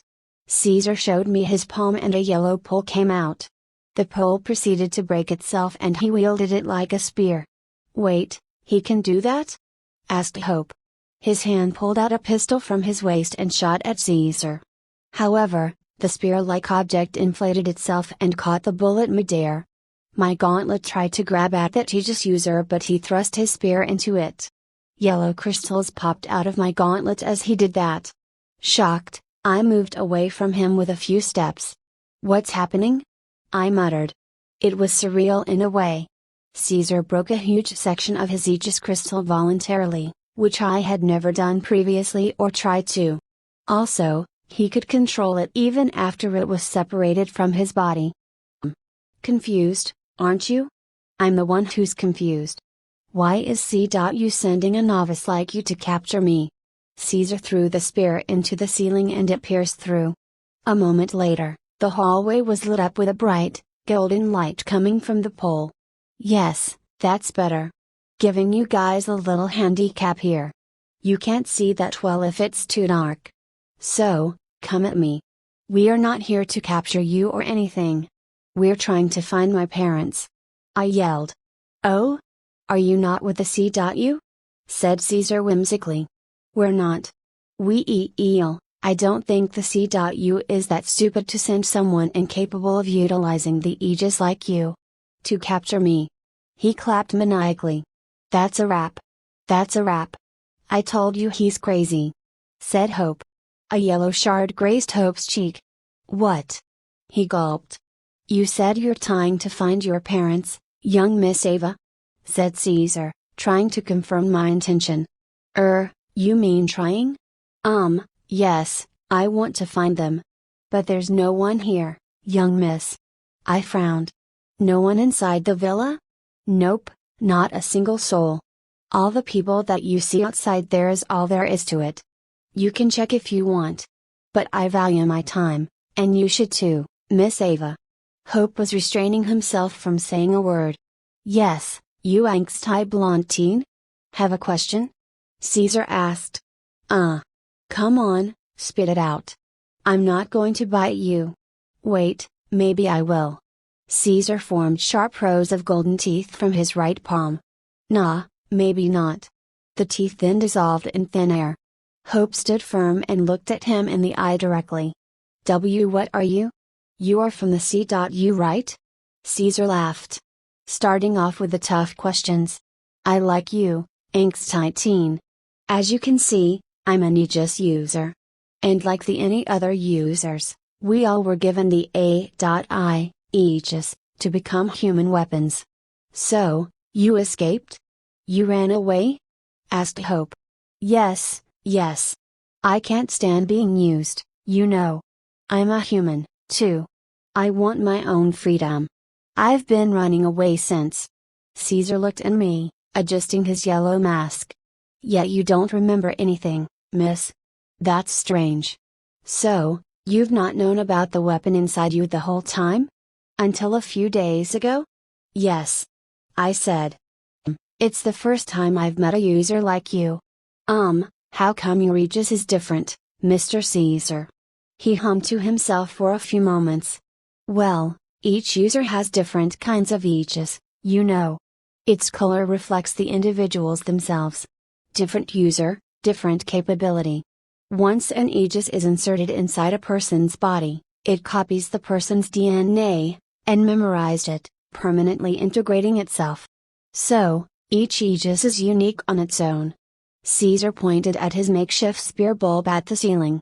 My Aegis gave me the ability to manipulate animated objects made up of my Aegis crystals, which is unique to me only. Oh. So. You can control your Aegis, even after you had separated it from yourself completely. I said. Yes. Nothing spectacular. But, how do you make it shine like that? He sighed. Every Aegis is capable of that. You just need to change its properties. It's like when you liquefy your Aegis weapon. I blinked. Oh. But yours is quite the tenacious one. It seems to be holding on to something. I could even go as far as saying that it's writhing in pain. What do you mean? It suffers from some sort of identity crisis? The Aegis recognizes you as its host, but at the same time, that A.I is confused. It memorized your DNA, I'm sure, but the Aegis seems to be looking at a different person and not its owner. I don't understand. Well, me too, said Hope. Me three, shouted Caesar. He cleared his throat after that. Every Aegis is an A.I made for combat. It's a brain on its own. Your fast regeneration is due to Aegis taking over your wounded area, replicating the necessary cells to heal your wound at any cost, immediately. It would drain you, though, so you need to sleep a lot. So, I can't die? I asked. You can, actually, when you look at your gauntlet. I looked at the yellow crystals that had penetrated the gauntlet a while ago. The gauntlet is not repairing itself. Even a scratch towards your Aegis crystal from another user is not repairable, in any way. When an Aegis collided with another different one, a unique reaction occurs where you can't change their properties ever again. For example, your gauntlet was pierced by my yellow Aegis. It cannot liquefy itself back unless you broke the part that had been affected. As a side note, the Aegis crystals were produced inside your body the moment your Aegis enters combat mode. It's, in fact, your own flesh crystallized. I was in confusion. How? My gauntlet broke itself and the remaining part of it seeped into me. You know, how about we talk at the lounge room, said Caesar. He waved his hand, and the yellow crystal blocking the hallway diverged, forming a small path. He did that instead of liquefying his Aegis crystals. We arrived at the lounge room and sat on the couches. Caesar was on the couch in front of both me and Hope. This might be a trap, said Hope. Caesar clicked his tongue. Watch your mouth, angsty blonde teen. That scratch on your cheek is only a mere taste of what's to come. This scratch. I could not even see the shard coming back then, said Hope nervously. Nope.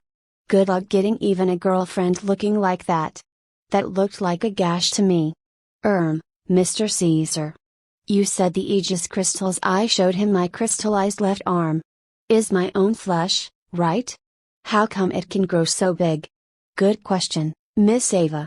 Like I said before, the Aegis planted inside you, which is a small cylindrical object, secreted chemicals that are capable of multiplying your cells, even to the size of a skyscraper. I gaped. What? No, I'm not joking. It can be done, at least that's what she said. I've never done it myself. Given that you have enough protein to produce a skyscraper, that is. The chemicals inside the Aegis's physical structure convert your stored protein into Aegis crystals. The average conversion rate is 10 to 1, the Aegis crystals and your protein respectively. It also applies for your regeneration. How do the Aegis restock the chemicals? Hope asked. I'm not sure myself, but I remembered something about utilizing your other minerals, I think. You just have to know that all Aegis users are thin. Hope considered what he had told us. Overall, the Aegis responds to the user's will and then shape the produced crystals accordingly. To be more specific, it multiplies the host flesh and crystallize it when the Aegis detects danger. This method can also be used to repair the body instantly. Each Aegis is unique to the individuals, which can be seen from its color. Now you make me regret hurting your face, angsty blonde teen, said Caesar. But what bothers me after coming here is that, where's the town chief? Did you kill all the people outside the villa? Now, you're accusing me, teenage angst blonde guy. I don't kill the people out there. The army did. I witnessed all of it with my own eyes. Caesar explained all that with various hand gestures that looked like nothing I could relate to. Oh. Sorry, Mr. Caesar, apologized Hope. Caesar sighed. No, I don't mind. Anyway, I'm out of time. See you soon. Caesar skipped onto the hallway, and he turned around. Oh, but I did kill the town chief though. He's quite the corrupt person. Caesar laughed as he disappeared into the darkness. Taking his advice, I kept wishing for my crystallized half to disappear, but it didn't work. I don't know, Hope. It seems like I'll be looking like this for a while. He did say something about you have to be the one taking control of your Aegis, instead of the opposite. Maybe you just need to keep trying. Yeah. The explanations Caesar gave us lingered in my mind. So, an Aegis user's weakness is another user? And its own Aegis. Hope stood up from the couch and looked at the stairs leading to the first floor. Where are you going? I said. We're going to search for your parents, of course. We'll search the whole villa. I smiled. Yes. Vertical bar equals vertical bar. We both walked out of the villa after spending about half an hour inside. Mr. Caesar was telling the truth, I muttered. Yeah, there's no one inside. Hope grimaced from seeing all the dead bodies. And they're not here. Either? No, I don't see Mommy and Daddy. I did not let the dead bodies bother me. I had seen much worse, and even killed people to let it distracted me from my only goal. After inspecting them, Mommy and Daddy were not there among the dead. Then, that leaves only one more place, said Hope. I gulped and looked at my town that was breathing flames in the dark night. The Army's base. Chapter 21. The two Aegis users. Are you sure we don't have to head back to the mine, first? Asked Hope. We were heading straight to the Army's base that was located at the far north of the town. I cast my eyes to our surroundings as Hope drove the military jeep along the road. I didn't know you could drive, Hope. My fingers brushed over Alice's red jacket that I wore. A sigh of relief escaped my mouth when I'd confirmed it was unscathed. It would be bad if it had, since I needed to return it back to Luca. However, my pink dress was tattered. Inkhild has been teaching me a lot of things. Driving is still hard, though. If it's on a normal day, I wouldn't even dare to drive, he replied. On a normal day, I thought. Deep in my heart, I wished we could return to being normal after that. I don't think we need to go back to the mine yet. We have to check the base for Mommy and Daddy. The Freya group should have an easy time right now, attacking the base, since most of the Army's forces were dispersed and lost during the fight back this morning. The memories of people being murdered by the soldiers, and my scythe going on a rampage were vivid in my head. I had been thinking about it after we had left the villa. How about your cheek, Hope? I asked. It's just a graze. I had applied a band-aid, so should be fine. No blood coming out of it. I think if Caesar was serious, he could kill me right then and there. I think I remembered he said Aegis crystals cannot reform itself when made in contact with another different one, and this only applies to Aegis users. I wonder why Caesar acts the way he does. He must be insane in the head. Ah, yes. I remembered he also said that same thing you said. A clash between Aegis users, huh? The wind blew at the right side of my face. I could not felt any sensation at all from the other. And my left eye was still unusable after all that. I kept being reminded of my dark eyes whenever I glanced at the jeep's side mirror. Ava, why do you think Caesar killed the town chief? Asked Hope. I looked at him with my right eye. Isn't it because the town chief was corrupt? That may be the case. But I think the town chief somewhat angered the great corporate united in one way or another. This island was not part of that nation, yet they attacked now after all these years. I rubbed my hands and blew some warm air against them. The air during that night was especially cold. Maybe they changed their plan and decided to just take over the island. Why don't they come to this island peacefully? Hope took a sharp turn to the right and the huge Army's base was in sight. You said the general wanted to unite the world as one, right? I think the supreme leader tried to negotiate with the town chief and he refused to be a part of the great corporate united. Maybe that's why they resorted to violence. My eyes caught sight of a few survivors of the bombing a few hundreds of meters away. Is violence the only alternative? I thought. My heart kept tugging at the memories of when I, myself had taken the violence route for too many times. Vertical bar equals vertical bar. We arrived at the base's rear entrance soon after. The large hole that I'd made in the wall was still there. There were shooting among the soldiers and the Freya members, but I didn't see Grandpa. Let's go. The security should be quite lax since the resistance is there at the front entrance, said Hope.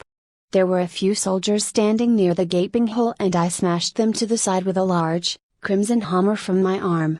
You don't kill them, do you? Asked Hope nervously. His eyes darted between the front and rear entrances. I think I broke a few of their bones.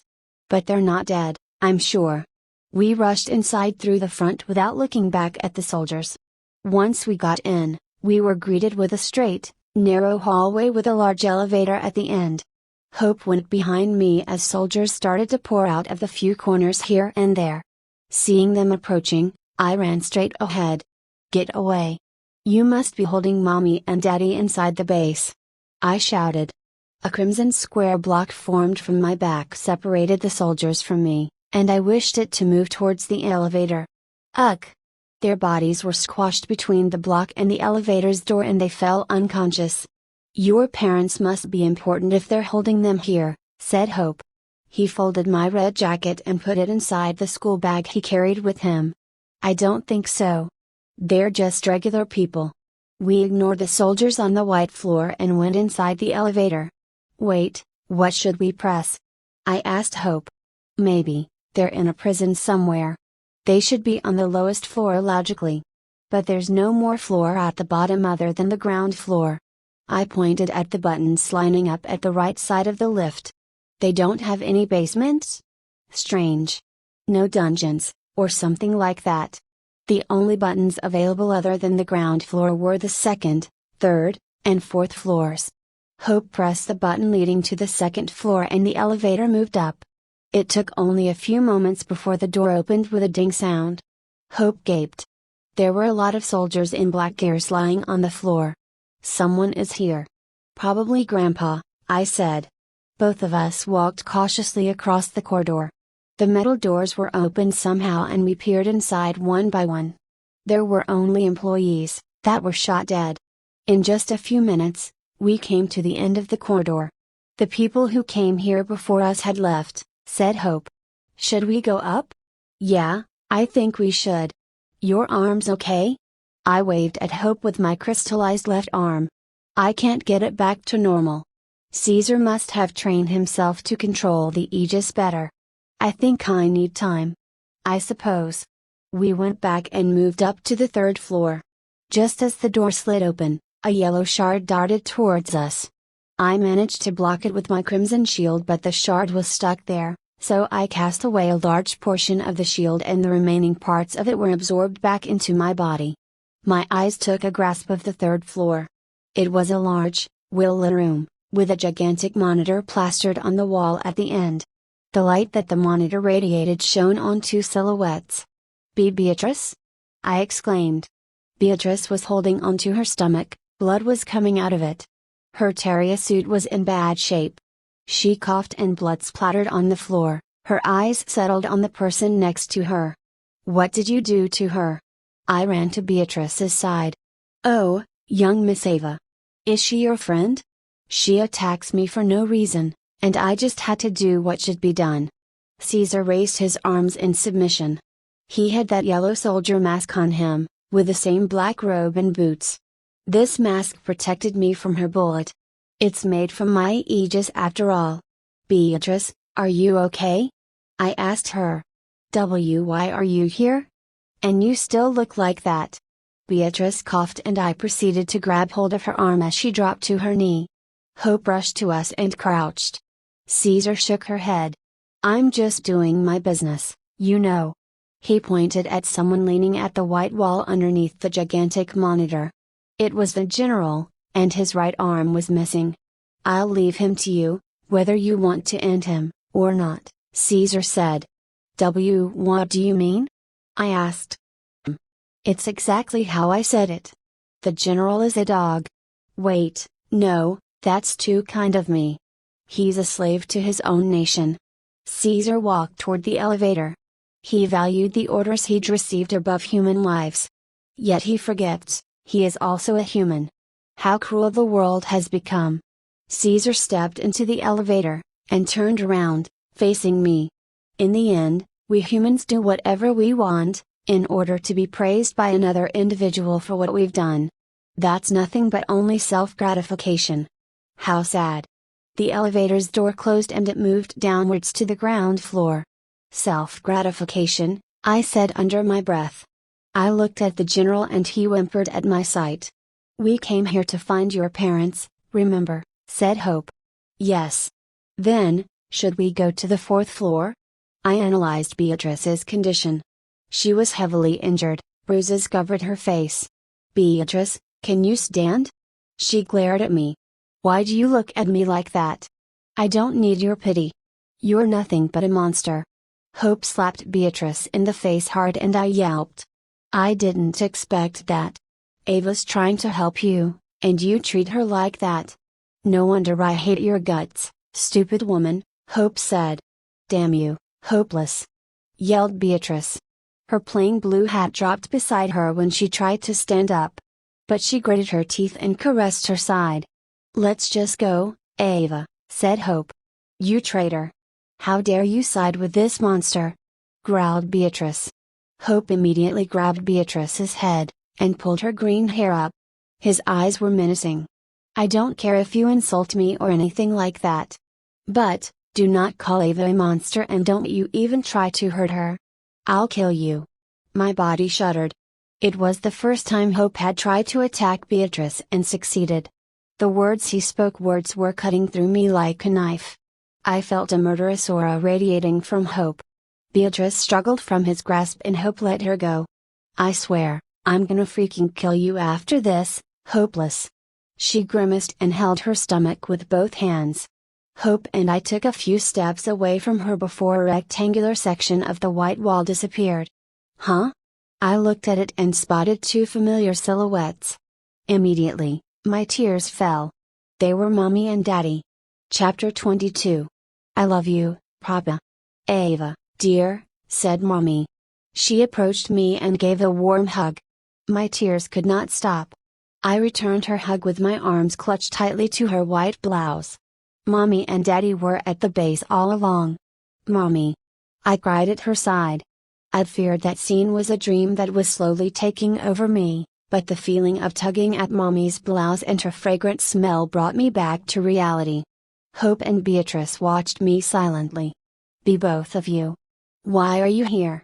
exclaimed the general. He was talking about Mommy and Daddy. "We were in this town all these years, General," said Mommy. "Did they send you here? Could it have been his supremacy? I thought you were at the HQ a few years back, and you just disappeared." "That's a part of it. We just wanted to conduct our own experiments in an isolated place," replied Mommy. "Experiments?" I repeated. "What do you mean, Mommy?" She let go of me as if she realized something that I myself could not grasp its meaning. "Ah, you didn't know about it, Ava dear." I glanced at Daddy standing behind Mommy. He wore a lab coat, which was strange. Daddy did not own a lab coat. He raised his right hand and in a split second, an emerald, long spike came out of it and passed over my head. I looked behind me. The emerald spike penetrated the general's chest. "You're leaking too much information, General. Since you're dying, I might as well end your life right now," said Daddy nonchalantly. I was shocked. The emerald spike was certainly made of Aegis crystal. Daddy?" The general collapsed onto the floor and the emerald spike dissolved into thin air. "Sorry, Ava. You have to see me do that again," said Daddy. "You look confused?" "Oh, I forgot." He rubbed his messy dark hair. "You never knew about this."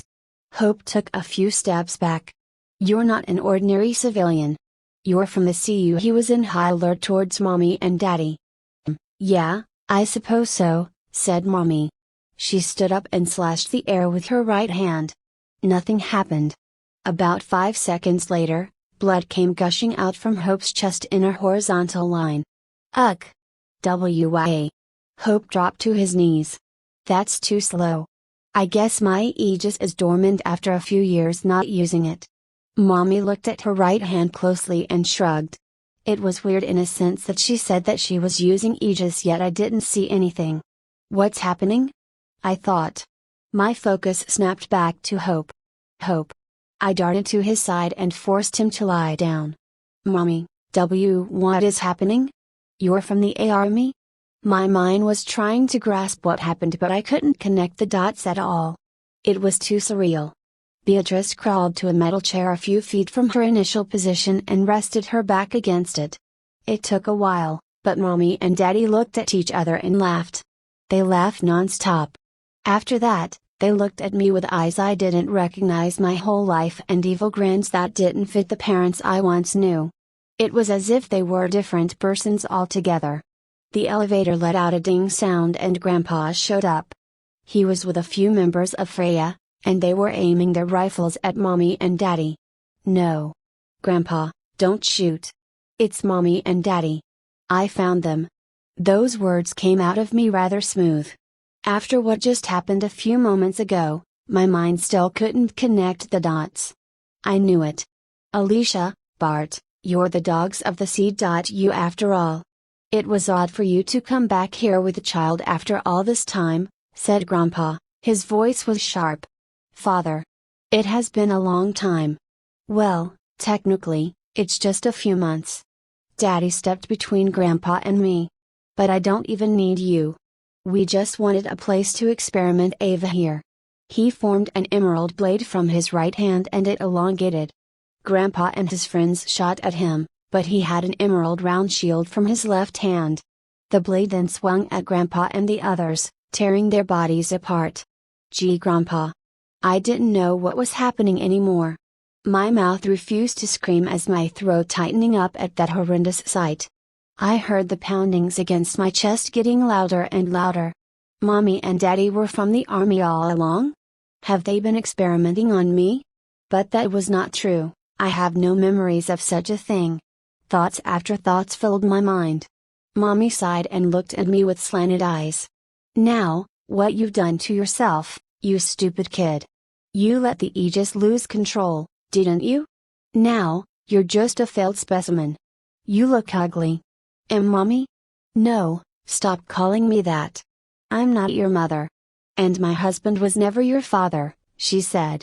She wore an annoyed expression in place of her usual happy one that I was accustomed to. I don't understand. Of course you don't. For the past years, we have been experimenting on you every night. After we were done, we manipulated your memories so you didn't remember anything, explained Mommy. Daddy walked to me. He smirked. You should listen to yourself every night. Your screams as we cut your body in various ways. We tried using multiple chemicals to put inside you to test how your Aegis would react. You should look at your face back then, crying for help. Ha! I glanced between my parents and settled on Mommy. She grinned. Your Aegis that we had planted, it turned out to manifest into something very unique inside you. It has its own personality, its own emotions. Your Aegis that has your DNA is not just a mirror. The moment I put it in you, it lost control and made a fit. It even started to take control of you and talk to us. We wiped your memories out, and the Aegis became mild. It was dormant. Mommy patted her loose skirt. I see that it has returned to your side. An Aegis user with his or her Aegis taking over physically is not stable whatsoever. It means that the person will not be able to conduct social interactions normally despite the user's improved combat prowess. Such a shame that we could no longer use you. I don't need you anymore. My vision became blurry as tears started to pour out. They used me, all those times. My heart felt like it was squeezed so hard I was wheezing and gasping for air. Mommy. Daddy. She scowled. I said, stop calling me that. You were never a daughter, foolish kid. We kidnapped you from an orphanage somewhere back then. We were never your parents even though you see us like that. Your existence was classified top secret by the great corporate United even among other Aegis users. You are Project Ava. You never have a name of your own, child. Mommy. I was sobbing. My chest felt tight. The pain was excruciating. My fingers kept pulling at my pink dress desperately in search for comfort. Hope coughed blood as he held his eyes at Mommy and Daddy. We never knew the army was gonna attack the town. They could tell us first. What is his supremacy thinking? Complained Daddy. All those times that we have spent together.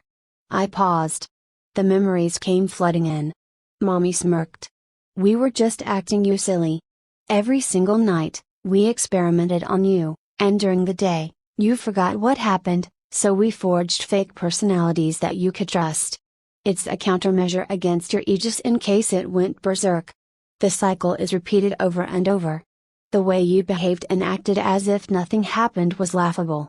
We were the fake mother and father figures that we had engraved inside your dumb head. Hope took a few deep breaths. So, when you tried to take her away when the army attacked, you were just gonna kill her, right? You wanted to dispose of Ava's entire existence. Blood kept pouring from Hope's mouth. I couldn't look at him. Hope sincerely helped me these past few days, helping me find my parents, and it turned into the worst way imaginable. I stood up from my position and glared at Mommy and Daddy. "You're clever." "Yup, you're right," said Daddy. "Well, we're gonna blow this base up anyway. Got to get rid of the documents from the C.U. right?" He walked to the elevator with Mommy behind him. "Oops, almost forgot." Mommy slashed vertically in the air and then continued to walk to the elevator. My right arm splattered blood all over Hope that was beside me. I looked at it and realized there was no arm, to begin with. It was severed from my body with blood gushing violently out of it. "Yes, that felt good," said Mommy. "Arg." The intense pain forced me to fall on my knees. I watched Hope from my tearing eyes. "Goodbye, Project Ava. May we never see you again," said Mommy and Daddy simultaneously. The elevator's door closed and after a few minutes, the base shook violently. My right arm stitched itself back and healed. "Ava. You have to get out," said Hope with a weak voice. He lied down on the floor drenched in blood. "I can't leave you here, Hope." My tears fell onto his cheek. "All this time, you've been kind to me. I just want you to be my parent." I guess that was too much to ask. I tried to make a small laugh and salty tears touched my lips. "Well, if you want, I can be your parent." Hope gave me a smile. "Ah, what is this?" I thought. It was warm. My chest was warm. The pain that struck me before had gone. I didn't care about the ceiling that was collapsing around me.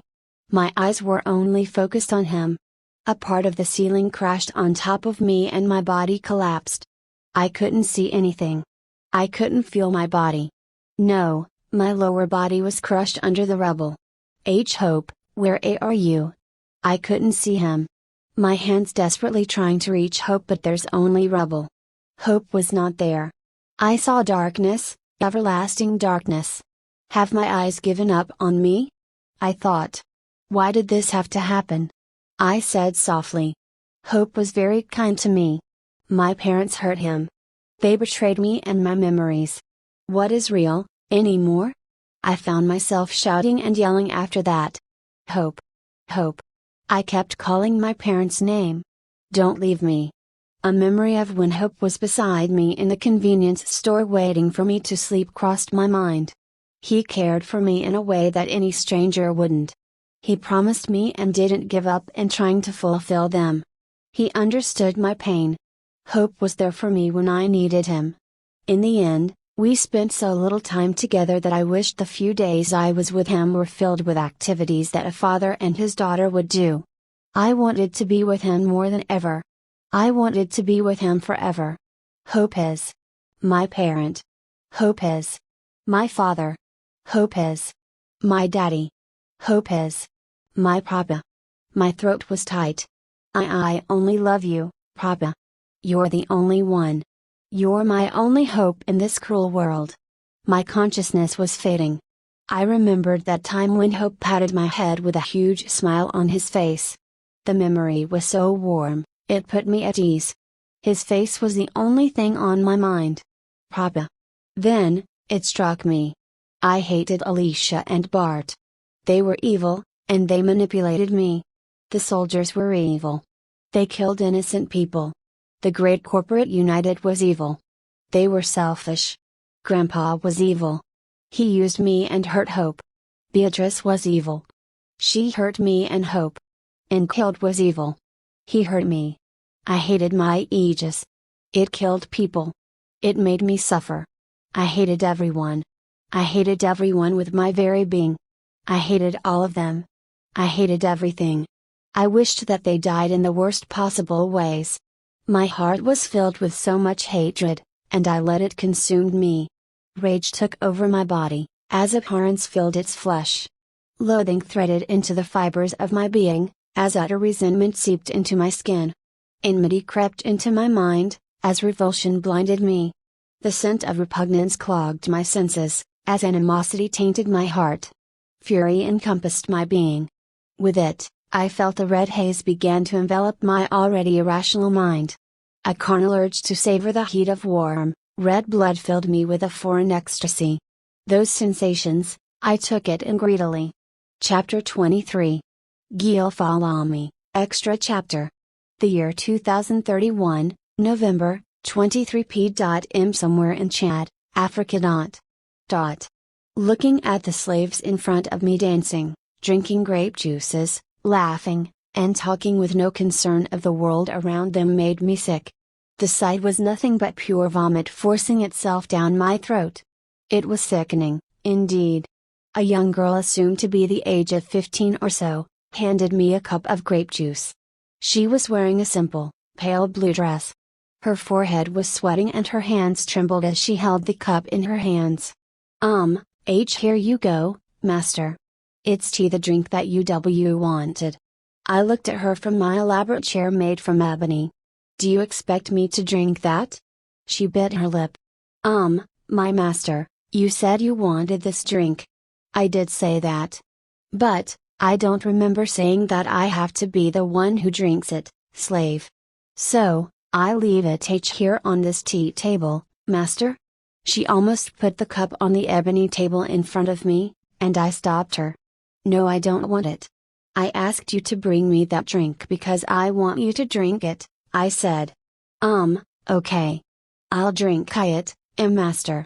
She drank the juice slowly, almost to the point where I almost lost my patience.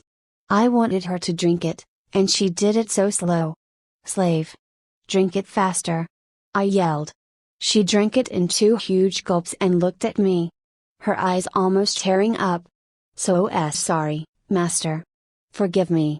Get out of my sight. I shouted. She walked away with the cup hastily. I wanted her to drink it because she seemed so lonely among the other slaves who were enjoying themselves. At least, I had the slightest bit of enjoyment from seeing her frightened. After a while, the banquet that I had forced my loyal subordinates to join was over. It was nothing but a joyous celebration for the prosperity of my country maintained throughout all these years. They cleaned the palace after that. It was obvious since they were the ones who littered and made it dirty. Master? The same 15-year-old girl from before entered my throne room and bowed. One of the higher-ups of the great corporate United has arrived. She wants to see you, master. I stood from my ebony chair. What is her name? How dare she come to my place without telling me first? The girl whimpered. Master. Her name is Jennifer. She's the one in charge of external affairs. The one who talks to the representatives of other nations aside from the CU. I know. You don't have to tell me what she does. Tell her to come in. She wanted to meet you outside, at the garden. She proposed such thing? How ungrateful. I sat back on my chair. All of those talking made my throat parched. Tell her to come to meet me here, and only in my throne room here. If not, I'll kill her myself. And bring me some water. Jennifer walked in with 2 of her bodyguards each at her side. She wore standard dark blue uniform befitting the dogs of the great corporate United. Her bodyguards were terrier soldiers. I see you have not changed over these past years, Gilfalami. I narrowed my eyes at her from my chair, a few feet from the floor. Do not address me so casually, woman. When you're in my place, you're nothing but a slave in my eyes. How dare you treat her like that? She's one of the high-ranking officers, said one of the terrier soldiers. I pointed my finger at him, and his body was coated with vibrant orange crystals, popping out from each part of his body. His entire body succumbed to my aegis and rendered immobile, resembling a sculpture. I could add him in one of my collection. Jennifer sighed. I'm sorry, master. He doesn't know how you do things around here. I see. Well, I just hope your other bodyguard is not as foul-mouthed as him. The other guy stood firm, refused to meet me in the eyes. You may speak, woman. Why have you come here, to my place, uninvited? I would like to remind you I'm in a really bad mood right now. Allow me to commend your glamorous clothing first, master. You wore such elaborate attire. Magnificent. It suits you very well, said Jennifer. She tried to soft-talk me first before the negotiation started. Such insolence fit the dog of the sea. I looked at the mirror I had placed on the right side of my chair. I wore a golden coat that covered my entire body. Underneath it was a thin piece of clothing with an intricate orange design, including my trousers. My dark hair was quite messy, but it gleamed under the light. "Be straightforward, slave," I said. Jennifer bowed and looked at me. "His Supremacy wants an alliance with your nation, Neo-Africa, which region covers the whole of Africa until Thailand, bordering Kazakhstan and China. Your nation is the only place that is not associated with the great corporate United." Insolence. My left fist slammed onto the armrest of the ebony chair. "This is the 5th time, you dogs of sea. You have come to my place to discuss this stupid thing. His Supremacy did not want to make an enemy of you, so this alliance is the ideal choice. You will have great benefits." I tapped my left feet a few times. "Get out of my sight," I said. "Sir Gil," said the Taria soldier. "We have your palace surrounded this time. You have nowhere to run. In this room, you don't even have any bodyguard. Outside the palace, the few people that you have guarding this area have been caught." Jennifer adjusted her glasses. "Your aegis is from the great corporate United, Gil. You stole our weapon from one of the cargo ships. Your ship dared to cross my border. And you said my palace was surrounded? Not only have you come here without my permission, but you shamelessly brought your armed soldiers to step onto my soil." I was angry deep inside. I had to let it out somehow, and I knew of only one thing that could satisfy the feeling I had. I pulled out a cell phone from my shirt's pocket and made a call. The Taria soldier pointed his gun at me. "I don't remember saying that you can point that metal at me, knave," I said. The rifle he had was pierced from orange crystals out of nowhere, and his body suffered the same fate. Of course, it was my doing. "We had figured out how your aegis works, Gil," said Jennifer. "You covered this entire throne room with aegis particles in the air so small even for human eyes, and you can manipulate them at will. Outside of this room, you're powerless. You need to scatter your aegis particles to an area, and that takes time." I heard a beep sound on my phone. "Hey Newman, it's me. Fire the missiles you have onto this palace." "Are you disobeying me?" "Yes, get it done quickly. There are foreign soldiers outside and I want you to take care of them. Call me back when you have launched them." I pressed a button on the phone and slid it back into my pocket. Jennifer was grinning that entire time. "You want to kill yourself, don't you? Even an aegis user cannot withstand the blast that obliterates the entire body." I rested my head on my right hand. Maybe I could kill some time talking to her. "Tell me, woman. How do you bring soldiers this close to my place without my subordinates knowing anything? Your technology is lacking, Gil, and your nation are underdeveloped compared to the great corporate United. You will lose."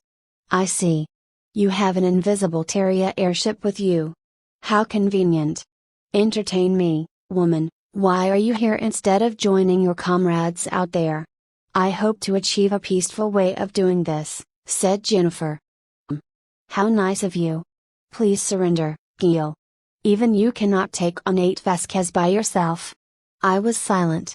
I waited for a Newman to call me back, and after a few minutes, my phone rang. "The missiles are on the way? Great. What are you planning?" said Jennifer. "You know, woman. I have an idea. After I have destroyed the soldiers outside, you will serve me. Of course, as one of my servants. You will clean the palace, clean the garden, feed the animals." "What do you mean by that, Gil? Even if you take me hostage, no, I won't do such a thing. It's troublesome enough." I flicked my wrist and snapped my finger. A deafening boom sound was heard outside, and the palace shook violently. The missiles had hit the soldiers that dared to step outside my palace. "It's the missile. But this palace should be destroyed too," said my feature servant, Jennifer. "You said that my aegis particles covered this entire throne room, no? That is correct. But that's only a part of it." Jennifer's eyes widened, almost popping her eyes out of their sockets. She stumbled onto her knees. "Why, you don't mean?" Her face made me laugh so hard, I slammed the chair a few times. "That was a nice view. Yes, it's exactly how you think, my servant Jennifer. She looked at me. You have scattered your Aegis particles throughout the entire region of Chad? Now you're underestimating me. No wonder you only brought that much Vasquez with you. You should bring the entire army of the great corporate united to attack me if you really wanted to win. No, don't tell me. You have your entire nation, Neo-Africa, covered with your Aegis particles? Exclaimed Jennifer. That is correct, woman. The missile's impact didn't reach this palace and everything around it, and that is because, at the time of the impact, I had protected the buildings by using my Aegis. I just need to make the particles combine to form domes around each building that could be affected by the blast. My future servant, Jennifer, was silent. It was not that bad. She would be working for me, and just for that, she should be grateful. Master, the 15-year-old girl called me. You know, I have been thinking. You need a name. I was in the garden in broad daylight, enjoying a cup of grape juice, which was my favorite. I turned to face the nameless girl standing a few feet away from me. Why don't you have a name? I'm sure when I chose my slaves, they already have a name of their own. The girl fidgeted the end of her dress. Master. I volunteered to be your servant a few months ago. The guy who was your right-hand man said I just can't start working on that day. He did not ask me anything. You don't answer my question. I'm an orphan. I was raised by a woman by the streets. You have been abandoned since you're a baby. Yes. I never had any name, to begin with, even that woman just called me her child, something like that. After she passed away, I began wandering the streets on my own. I tapped my head. Why did you decide to become my servants? Is it because I pay well? Why, yes. That's a part of it. I heard so much about you from everyone, and I wanted to serve under you. Everyone admired you, Master, so I figured serving under you would be the right thing to do.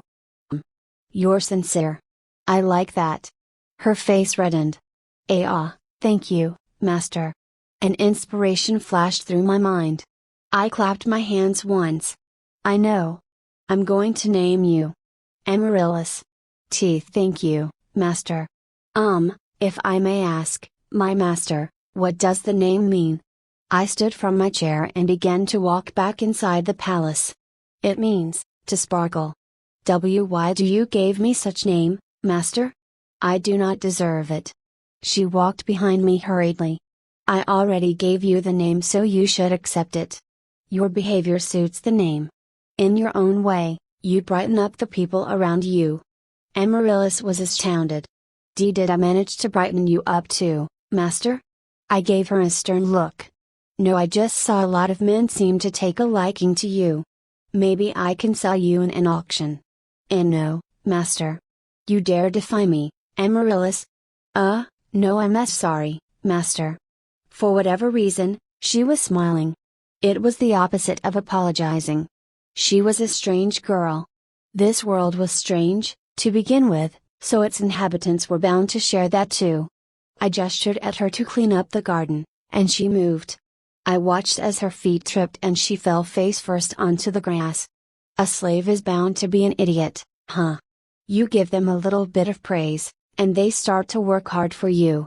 How predictable. Then again, humans are humans.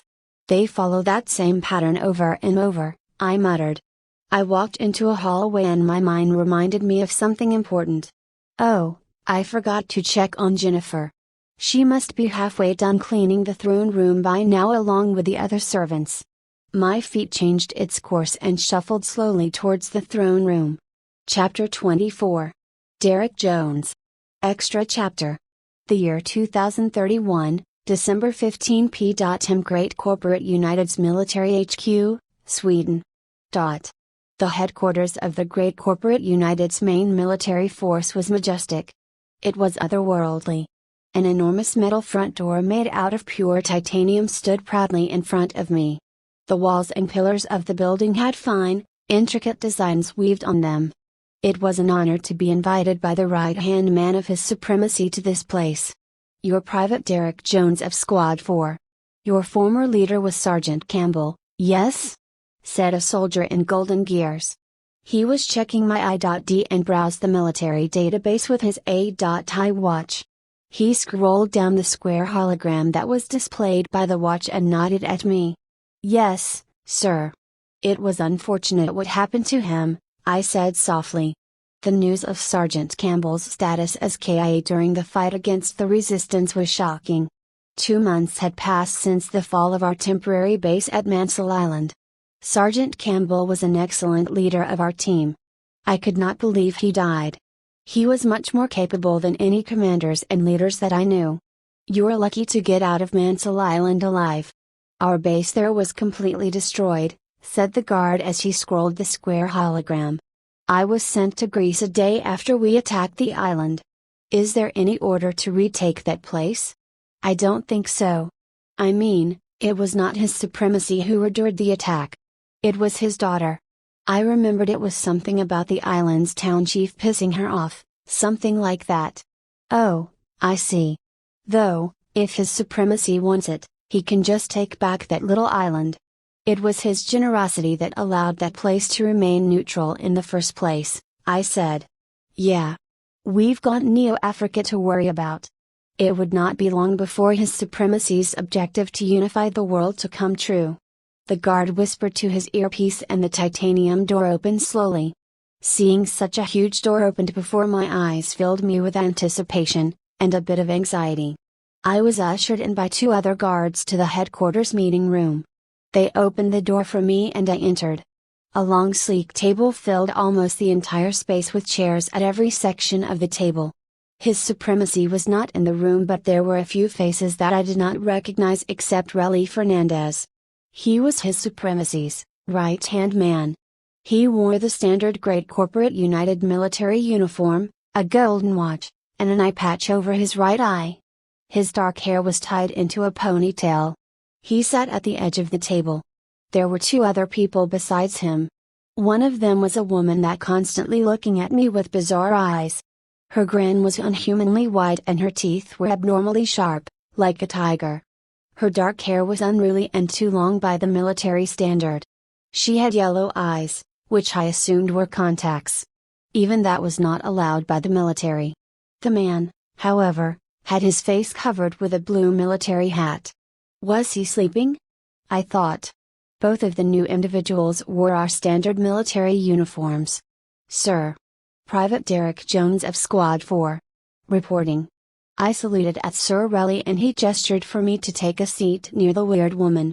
Thank you for coming, Private Jones, said Sir Relly Fernandez with a low tone. It's my pleasure, sir, I replied. Then, to start off this quick meeting, I'll introduce you to these 2 soldiers. You never met them, right? I predicted they were exceptional new recruits since very few low-ranking soldiers were invited to the HQ in the past. No, sir, I replied. This man is Hughes. He's an elite soldier from His Supremacy's personal squad. He's also an Aegis user, said Sir Fernandez. What is an Aegis user, sir? This is the first I've ever heard of such a unit. Only high-ranking soldiers and officers know about their existences. They are human weapons made to help His Supremacy achieves his goal. And that woman next to you is an Aegis user too. The woman kept staring at me with wide eyes. Her yellow irises gleamed under the light. She doesn't look like a soldier, sir. Ah, yes. These people are exceptions to our military rules and conducts. Her name is Lily. And don't mind her looking at you like that. She always has an interest in new people she met. I realized both of them only have first names. If I may ask, sir, what are their full names? Sir Fernandez leaned back in his chair. They don't have full names. They were stripped of their origins and past since becoming a part of His Supremacy's personal squad.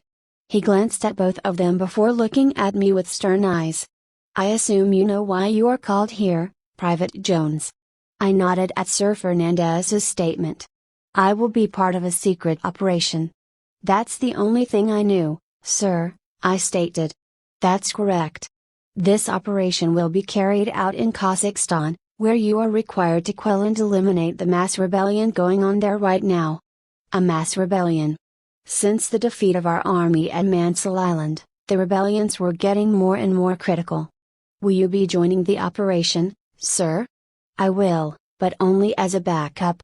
A squad of Terria soldiers and a Vasquez will be in the operation. Sir Fernandez gestured at both of the Aegis users. These two will also be there as well. Sir, why are you telling me about the Aegis users? These human weapons are top secret and only high-ranking officers know about this, as you said before. Sir Fernandez tilted his chin and looked at me. That's because you're no longer a private. I also invited you here to inform you of your promotion. As of today, you're General Derek Jones. You're the new leader of Squad 4. I stood up immediately after he said that. I'm a general? But, sir, that's a very huge jump from someone like me who is a private. His Supremacy requested it, said Sir Fernandez. I was dumbfounded. Someone having a low profile and background as me was noticed by His Supremacy. Surreal was the only word for it.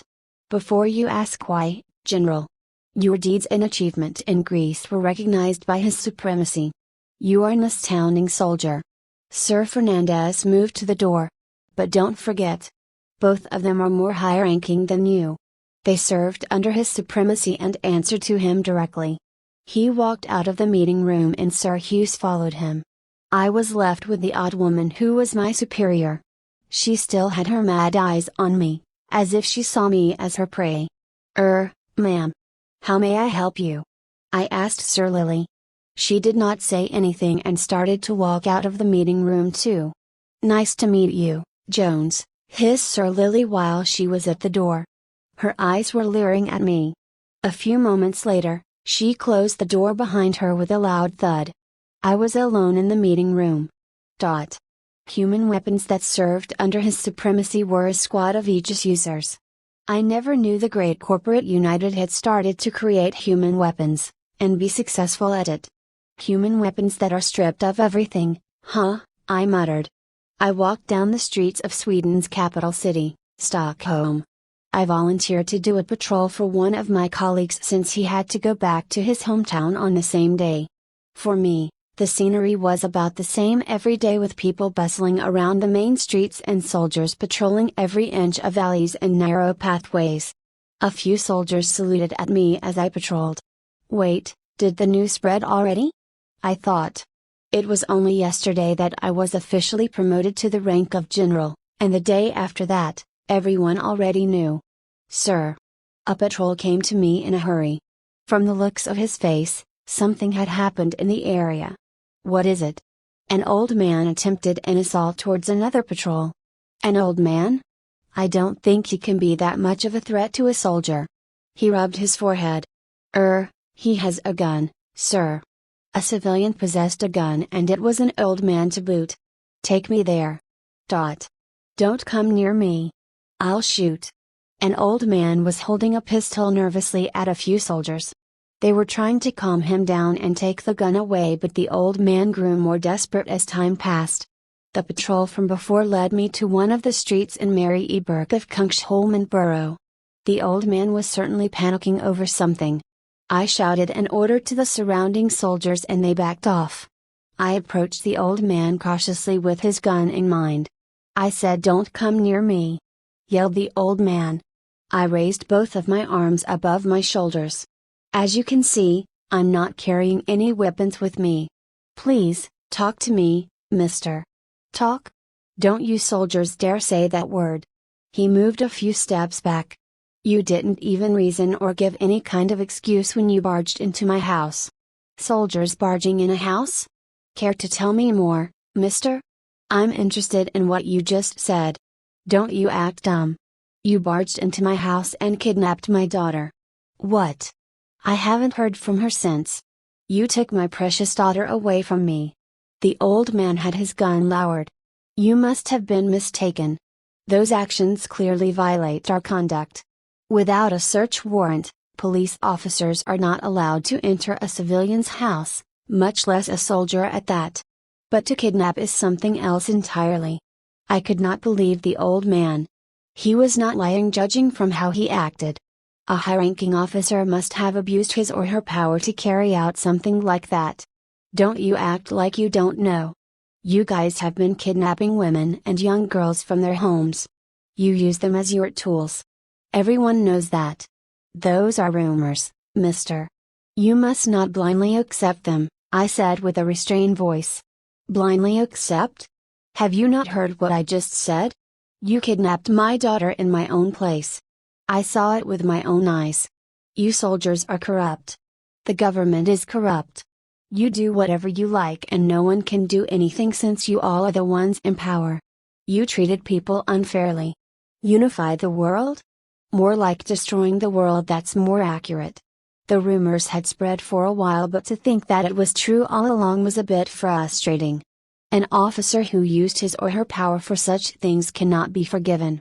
I should let Sir Fernandez know about that matter directly after I handled the situation at hand.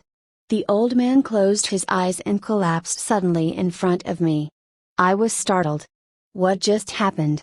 I rushed to check his condition and he appeared to not be breathing. In fact, I was sure he was dead. How the hell? Call the ambulance right now. The soldiers dispersed after hearing my order. General Jones. My head turned towards the voice. It was Sir Hughes, one of the Aegis users, and also a soldier that ranked second to his supremacy. His dark eyes were drooping as if he would start sleeping anytime soon. His long, gray hair covered a portion of his face.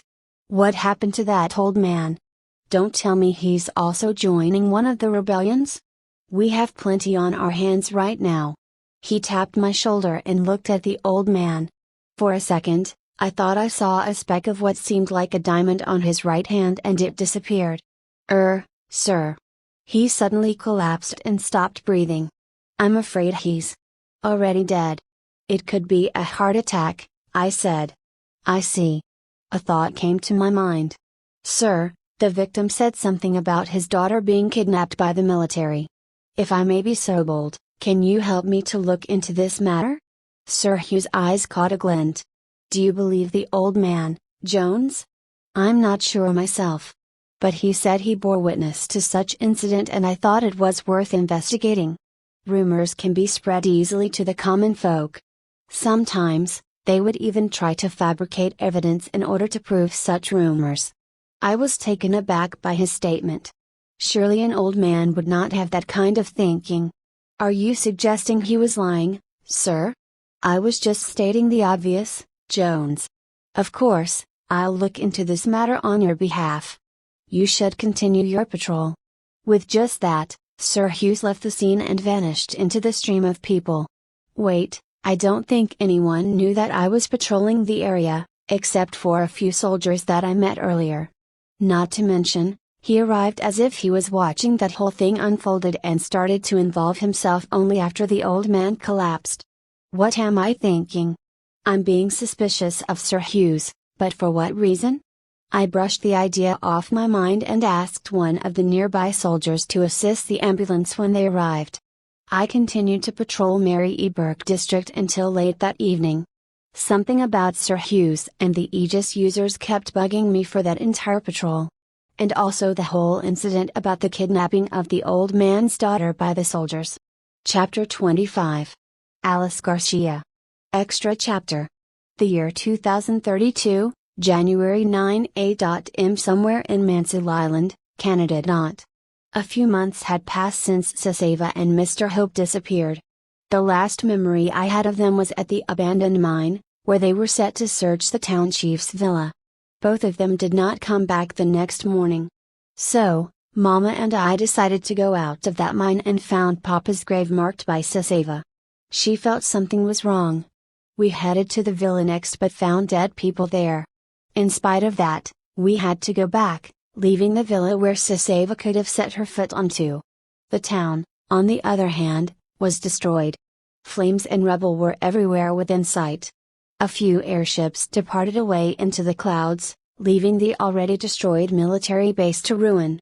In the end, the army retreated from our island, and we were left with the town they destroyed. Not to mention, the town chief was missing. Most of the remaining townsfolk settled in the Resistance's hideout that was located far away from the town due to the damage. In the year 2032, the town was still a mess, but a good amount of houses and buildings had been restored, leaving only a few persistent people to stay at the Resistance's hideout. The leader of that group, Jessica, tended to the people there a lot of times. I figured she was some kind of a doctor. But whenever I looked at her, there was that unsettling aura about Jessica, and because of that, I hadn't approached her, not even once. Alice. Come here. Mama was excited about something. We were the few people left inside the Resistance's hideout aside from orphan children and the group's members. What is it, Mama? I said. Mama wore her brown winter jacket with a loose blue dress underneath. She pushed me towards a girl and immediately introduced me to her. I remembered who that person was. Remember her, Beatrice? She's your little sister. She was so young back then, said Mama. Alice. You've grown up so fast. Beatrice rubbed my hair for a moment and went into a corner to talk with Mama. She had a plain blue cap on her head. Mr. Hope was right. Her hair was indeed green and tied into a ponytail. During the time I was at the hideout, I never met her. Mama heard one of the group's members mention Sis's name and inquired about her. They briefly said that she was busy helping the townsfolk rebuilding the town. Sis ran away to the jungle when I was little, and to see her after all those years made me anxious. I was excited to see her again, but I didn't show it. Alone, I sat down on a straw mat with the other children at the playing space provided by the members. The children played with a bunch of toys. Two of them played chess and I looked at them for a while before shifting my attention to Sis and Mama. Mama laughed and smiled as she conversed with Sis. For some reason, Sis didn't appear to be sharing Mama's happy mood. She was a bit sad, at least, from my own perspective. Her eyes were empty. The Sis I knew had shining eyes and would plow through anything in her way to get what she wanted. Sis that I saw was not the same as she had been back then. Mama said something that looked like a question and Sis's eyes became even more void. Perhaps Sis had lost a dear friend, I thought. Mama did mention the resistance group's former leader died upon infiltrating the army's base along with a few others. Alice. Wanna play? Said a boy's voice. Gregor. Oh, Ruby. I said, responding to Gregor's voice. A young boy and girl my age walked to me carrying a set of card games. They grinned at me. Are you okay? Asked Ruby. She put away her blonde strands of hair that covered her face to the side. What do you mean, Ruby? You look so focused, said the boy, Gregor. Oh, I'm just thinking. Alice. Kids like us don't need to think that much, you know. We're only 10-year-olds. We just need to enjoy ourselves, bragged Gregor. I don't know about that, Gregor. A lot of people died. I mean you're. I closed my lips. There was no need to bring up the past to them. Mama motioned for me to come to her and I ran quickly. Yes, Mama? Guess what? Starting next week, we can go back to our house. Really? Beatrice said that it had been repaired by those nice people that she helped. Mama let out a restrained squeal and hugged Sis. I cannot help but smiled. You will go back, right, Beatrice? Asked Mama. I will after I had finished helping a few other people that are rebuilding their houses. But. Sis started her eyes away. Oh, don't worry. You can explain when you feel like to. It is still your house after all. Sis hugged Mama and thanked her. After she left, I indulged Mama on what she'd asked her earlier. I asked her about Hope Domitius. She just shook her head. I wonder where he and Ava went. I hope both of them are all right, I mumbled. Mama brushed my dark hair lightly and put her forehead at mine. Me too, Alice. I want to hear Hope's excuse for not fulfilling his promise. Mama, don't cry. Am I? Ha ha, I didn't notice. She wiped her tears and kissed my cheek, but her tears kept falling. I felt like crying too. I wish they would come back soon. Me too, Mama. I miss them. They're gone for too long. I want to see them again. said Mama quietly. In the end, we talked about Sasava and Mr. Hope that entire morning. I disliked Sasava because of her weird appearance, but she was a nice person. Mr. Hope was nice too. Moreover, Sasava saved Papa and me once. Both of them were the people that I felt would be great to come back, along with Papa, even though he passed away. At least, in my dream, I could meet Papa if I desired that event strongly enough. Mama, are you there? Yes, Alice. I'm here. I won't leave you, so take your time. I came out of the restroom and Mommy was there standing in front of me. Let's go, she said. We walked through the narrow hallway slowly under the moonlight. It's so beautiful, I said while gasping. Indeed it is. It's a full moon today, stated Mama. The round, white light of the moon lightened my heart. How I wished every night had a full moon so that I could just stare at it for the longest time. Alice. She mumbled. Yes, Mama? I've been thinking. Do people like us really don't have a choice? We're weak and fragile. A bullet or two can instantly kill us. We don't have any weapon of our own. We can only suffer in the hands of the strong, and wait for our Savior. She took my right hand in her left as her mouth curved into a weak smile. Wait, what I'm saying? Ha ha. You don't have to understand that, Alice. But, Mama, after everything that happened, I feel like I have to. She glanced at me. I don't know, Alice. Our town may be at peace right now. It is slowly but surely being restored. However, we don't know what the future holds for us. I pulled at her arm and she raised her eyebrow. But, Mama, no one knows the future. It can be anything. She was upset and I should try to comfort her somehow. I didn't like to see Mama in that state. She laughed and walked forward slowly. You're right, Alice. No one knows the future. We can decide our own future, right Mama? Starting now. I said with beaming eyes. Of course, Alice. But we have to wait for tomorrow, she said. We need to sleep. I mean, we never know when Sasava and Mr. Hope will return because we don't know the future. I'm sure they're out there searching for us, Mama. Her eyes were bleak for a moment when she looked at me. Perhaps so, Alice. I also share your wish. She embraced me all of a sudden and I blinked at her action. Let's go to sleep. Hi. This is Novel Admire. Thanks for the visit. Come back again for more novels.